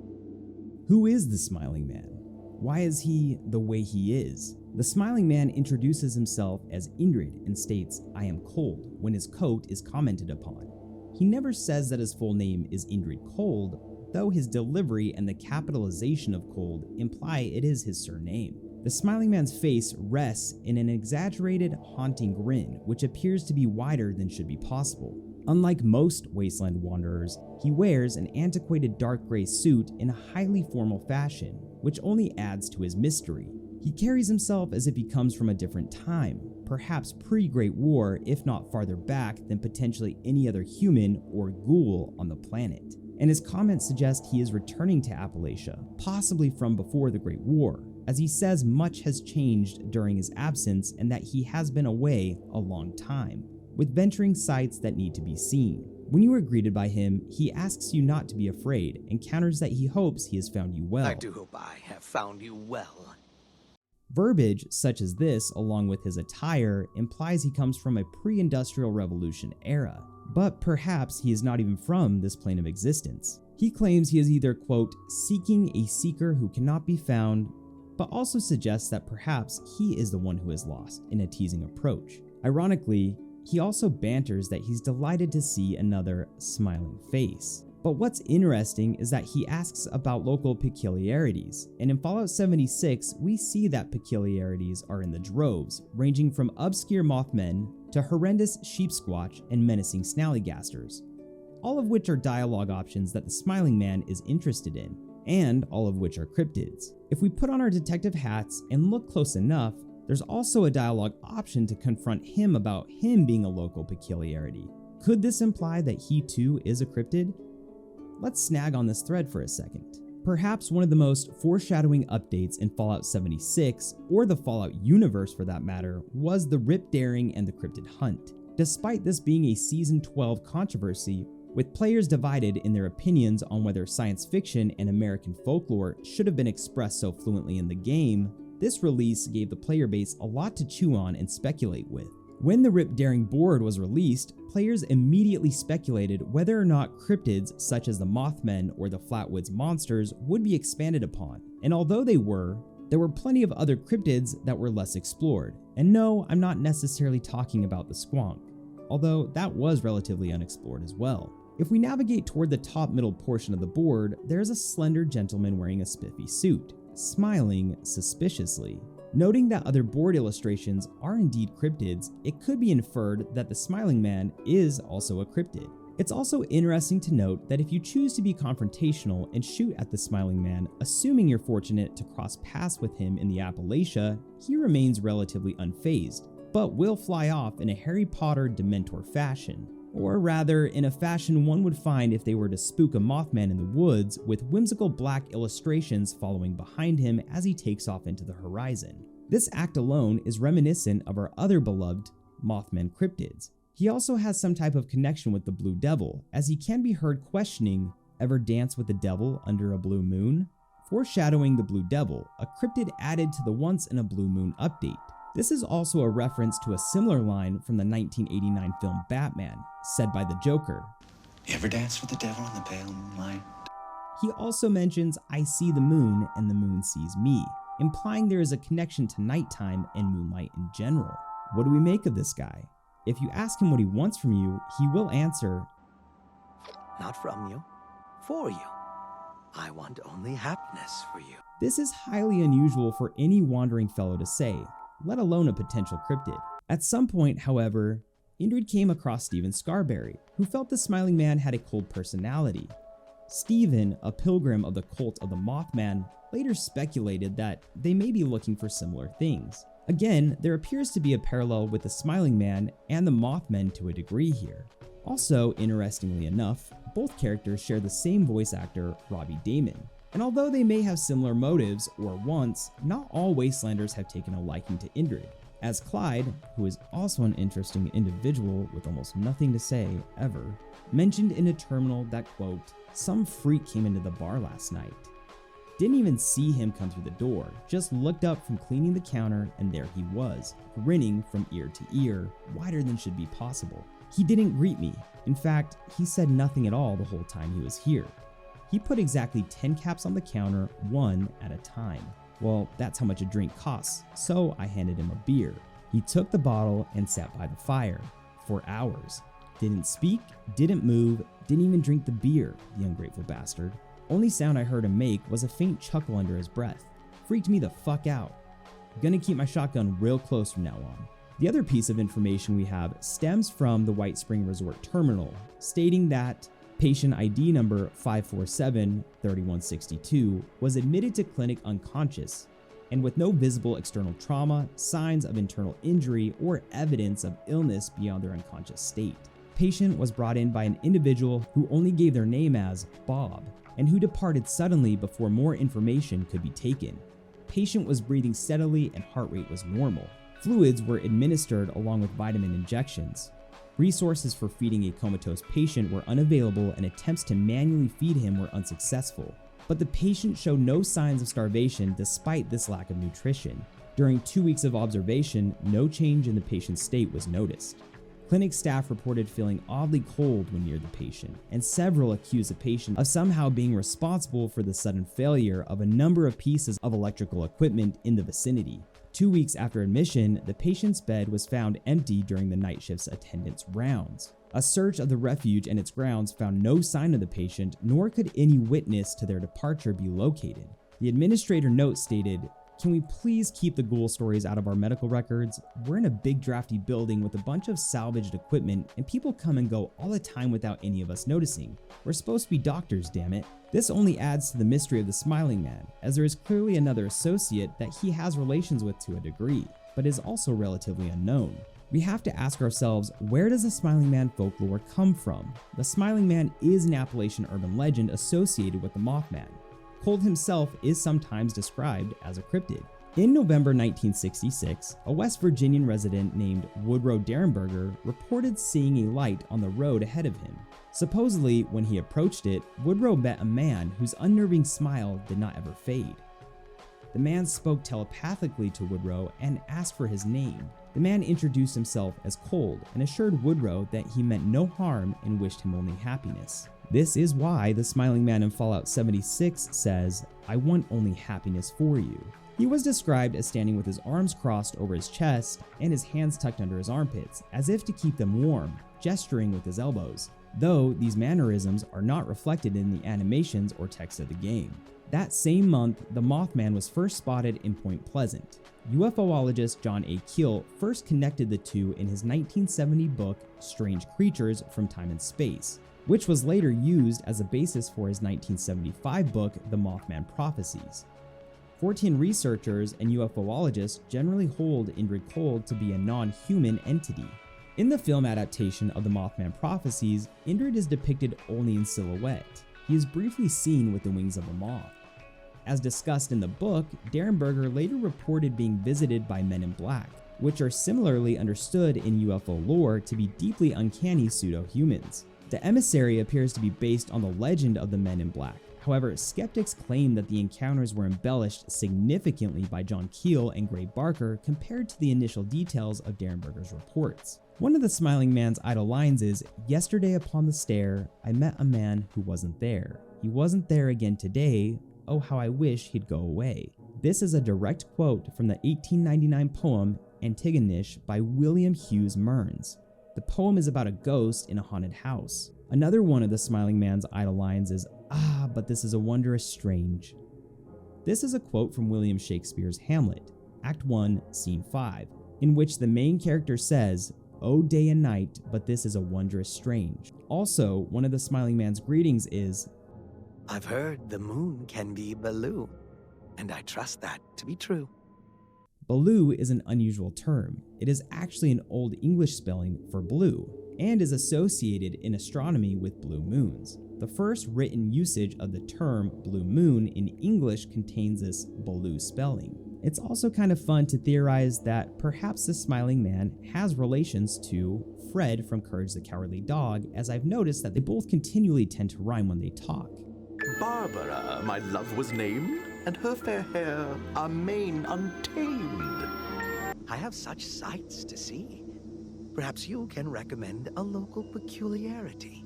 Though the Smiling Man doesn't do it quite as frequently.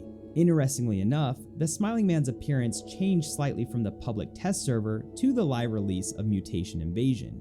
In testing, he had warm black hair and blue hazy eyes. This was changed to dark brown hair and blue pale eyes for the live release. Several details in Fallout 76 allude to the works of the McElroy brothers, who are podcasters and comedians and prominent West Virginians. Season 2 of their podcast, The Adventure Zone, titled Amnesty, takes place in West Virginia, and Indrid Cold is a central character as noted on the Mythical Figures brief wiki page. The depictions could be called similar in their affectations and manner of speaking.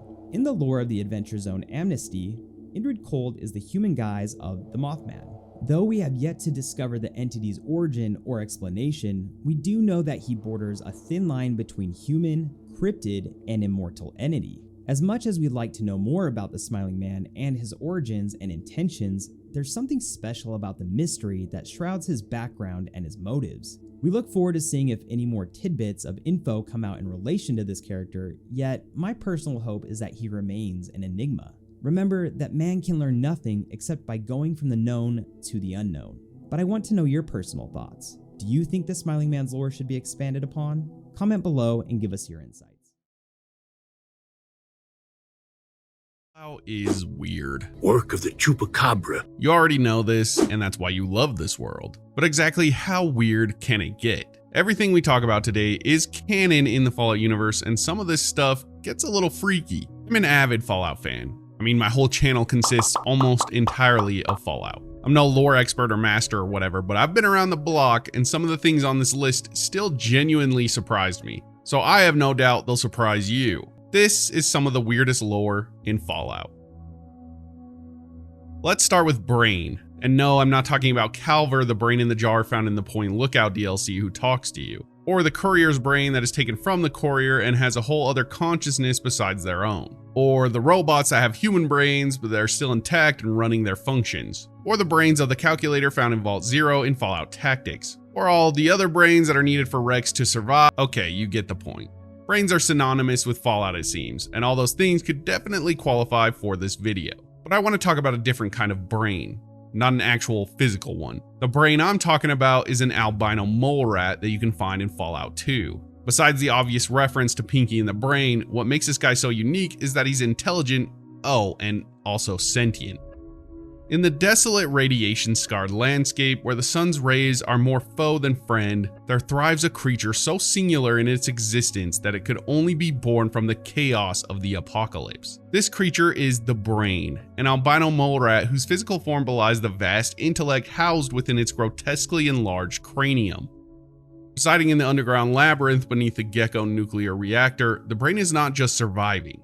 He's plotting, scheming, with ambitions that stretch far beyond his subterranean lair. The Brain's appearance alone is enough to unsettle the bravest of wanderers. His pale, almost translucent skin contrasts starkly with the dark, damp environment he calls home. His eyes, though small, shine with a keen awareness that seems to pierce through the gloom, reflecting a mind at work, always calculating, always planning. But it's his brain, literally and figuratively, that sets him apart. Swollen to an almost comical size, it's a testament to the mutations that have not only altered his body, but amplified his mind. At the heart of Gecko, the Brain has established himself as the leader of the Renewal Cult, a group of ghouls yearning for a return to their human forms. Under his guidance, the cult seeks not just the survival, but their transformation. His leadership isn't about mere survival. It's about vision, about reclaiming a semblance of the humanity lost to the nuclear fires. This quest for renewal is symbolized by the Ankh, a sign of life and eternity, worn proudly by his followers, a beacon of hope in a world where hope is scarce. Yet the Brain's ambitions don't stop at the spiritual or the philosophical. He's a pragmatist, a strategist. His immediate goal is to forge an alliance with Vault City, a bastion of pre-war technology and knowledge. The deal he proposes is simple yet profound. Gecko's abundant nuclear power in exchange for Vault City's medical expertise, aiming to unlock the secrets of reversing ghoulification. This isn't just about power or survival, it's about changing the very nature of what it means to be alive in this new world. But with these grand schemes, there's a touch of the mundane that endears the Brain to those who encounter him. His love for cheesy poofs, a pre-war snack. It's a connection to simpler times, or perhaps just a creature's simple pleasure amidst complex plans. Sorry to get all logical and dramatic about it, but I feel like I had to paint a good picture for you guys. A lot of people haven't played the original Fallout games, and that's okay. They're like 100 years old. The kids would probably call them the unk of the Fallout games. Or maybe that's actually the games I grew up with, and the originals are more like great unk. I want the computer chip. You don't have to lie either about playing the old games. It doesn't make you any less of a fan, but the old game's lore doesn't make this any less canon either. So there you have it. Sentient mole rats that are canon in Fallout, and not only that, they have a bunch of quests for you to complete, and some serious moral complexities. It's really strange. Also, when I say they, I'm also talking about Brain's brother, King Rat, who's also a giant albino sentient mole rat. His goal is more in line with what you would imagine. Control all the dumber rats and kill all the humans. It's just classic mole rat behavior. He's a lot dumber than his brother though, and he has some rudimentary speech. Brain will even comment on his death, not even giving a care in the world.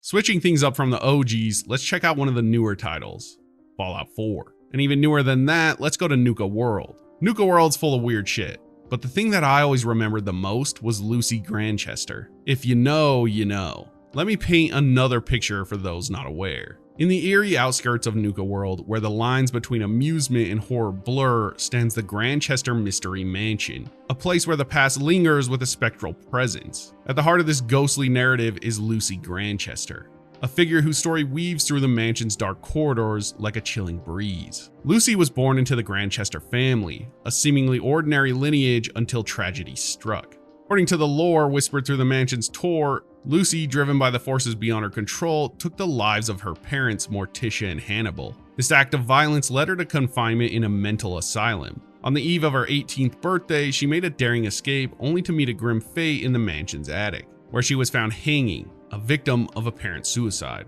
Now, Lucy's spirit haunts the mansion, not as the young woman she was at death, but as a child, forever trapped in the innocence she lost. Her ghostly form appears sporadically, her presence felt in the cold spots and the silence that follows her.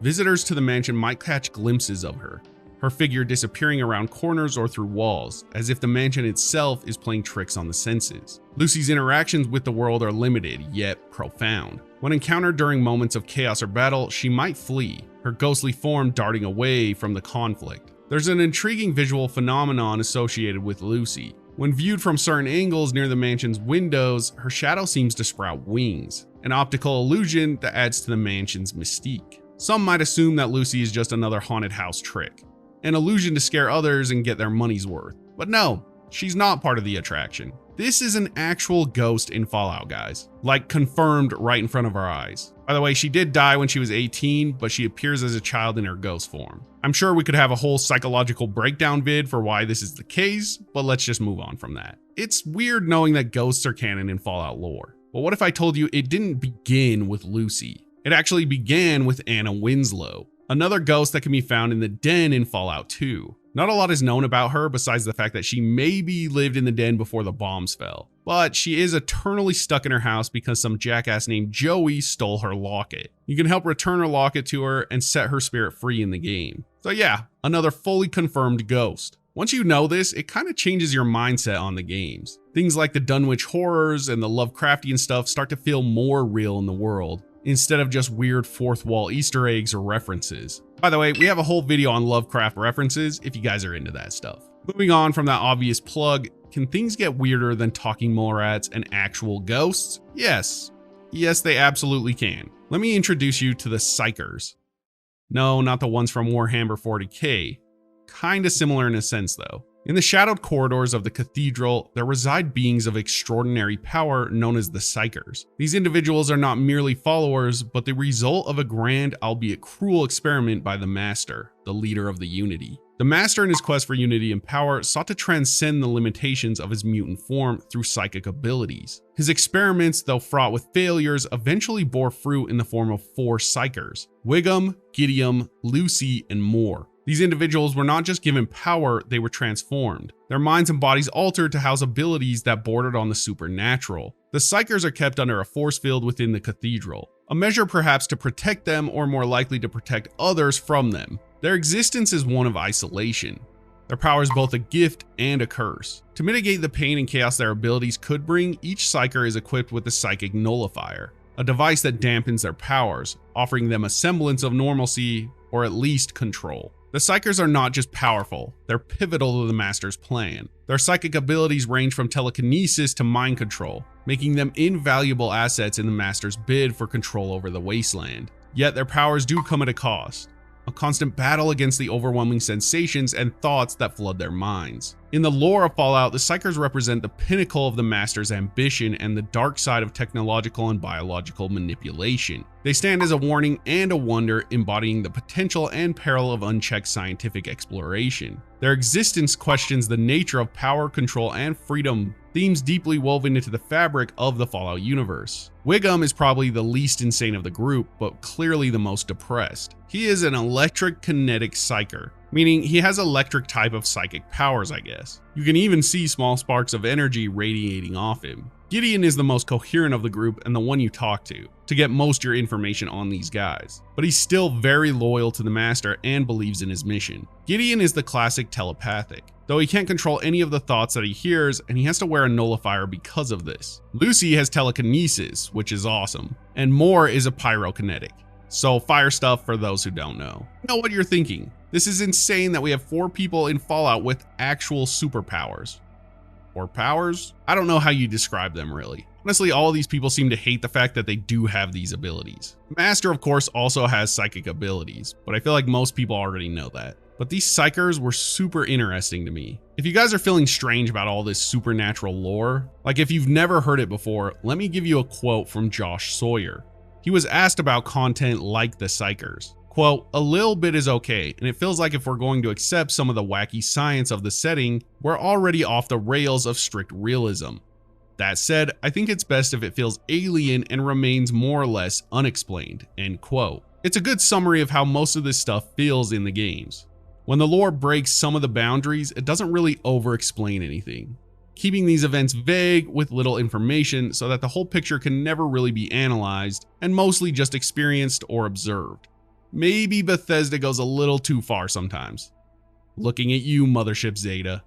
But for the most part, I think they're keeping in spirit with what Josh said. I feel like in this context, we should also talk about Mama Murphy because she also has some psychic abilities. But in her case, it's a little different than the Psychers. Mama Murphy, an elderly seer from the Fallout universe, possesses a unique ability known as the Sight, which she enhances through the use of chems to enter a trance-like state. This power allows her to glimpse fragments of the past, future, and even present events, driven by a deep-seated desire to protect those she cares about. Despite knowing the health risks associated with her chem dependency, Mama Murphy views her role as a guardian of her community's well-being as paramount, a conviction solidified by past events where her lack of foresight led to vulnerability. Her history is marked by both her mystical abilities and a fierce past as a fighter, with tales of her physical prowess adding to her legendary status, including stories of defeating raiders and even a death claw with minimal means. Originally from Quincy, Mama Murphy's visions were both her blessing and a curse. Her predictions, though often doubted, held enough truth to be heeded,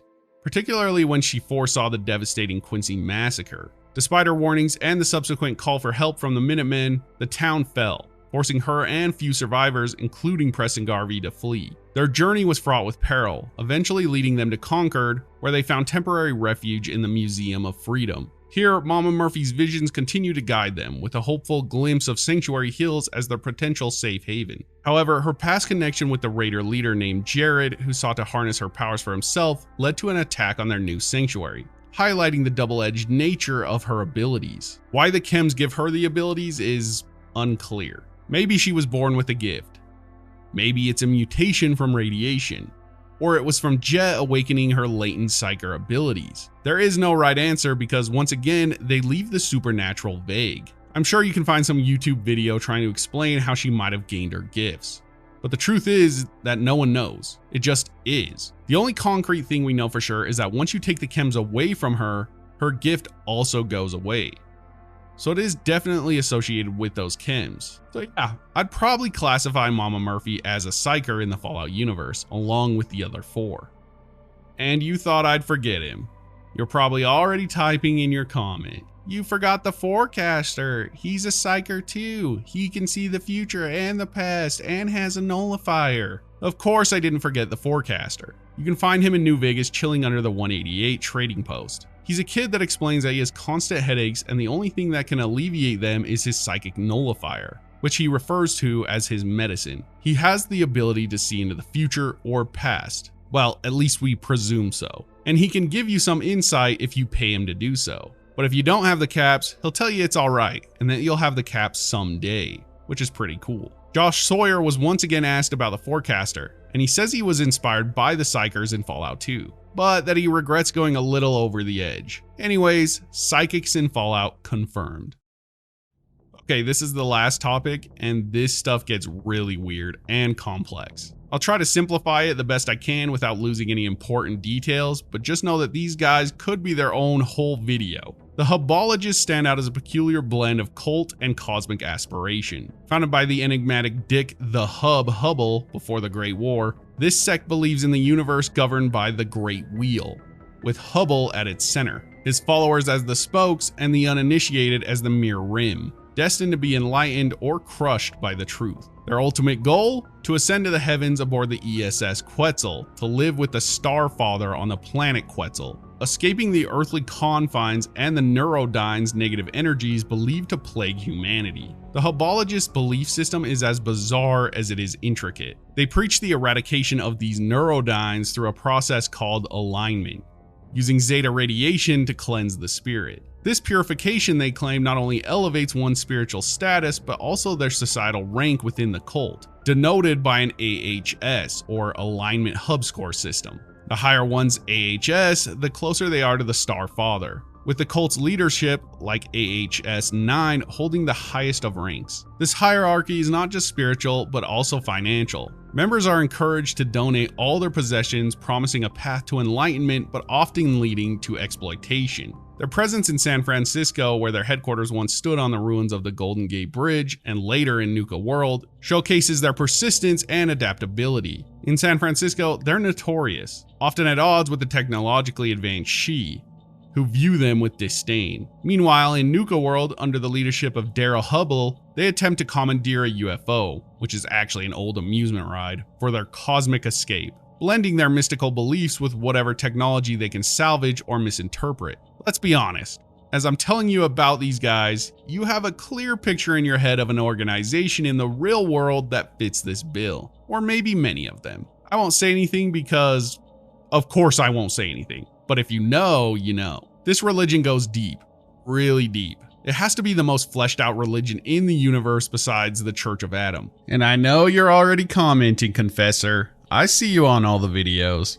Attend now to the words of the Prophet of Atom. You'll first encounter these strange people in Fallout 2, where they have a base located inside of the NCR. You can go there and become a member if you'd like. You can also receive alignment, which will possibly give you more luck or an intelligence bonus. Then you'll also find them in Nuka World, where they ask for your help in repairing a broken UFO. Each time you help them, they realign you and remove your Neurodynes. But each time you have to pay more and more caps to go up each level. Here comes that organization in my head again. These do give you a bunch of radiation, but also an intelligence boost that only lasts for a few days. So I guess they're on to something, maybe? At least for a little bit. Or you could just take some mentats. You can also achieve AHS 8 ranking. 9 is reserved for the leader. The more you align, the more they tell you of their plans. By the way, if you haven't done this quest, then I would skip this next part, so you're not spoiled because it is kind of a fun one. Basically, you help them repair the UFO and prepare for their trip. They then ask you to add a certain amount of fusion cells to power the ride. You can do what they say and they'll just ride around in the ride for a while and act like it's ready to go. Or you could add more cells than needed, and it's honestly pretty hilarious. But very evil, guys. Do not do this. The Hubologists are wacky, and I didn't even tell you about the finer details of their belief system, or the fact that in Fallout 2 you can discover that the whole thing is a hoax and an exploitation system. So if you're still interested, go read or watch something about them. Very cool, but weird lore. Thank you guys for watching. Don't forget to sub so you don't miss out on future creepy Fallout lore and lore in general. Remember, enjoyed time is never wasted time, and we'll see you in the next.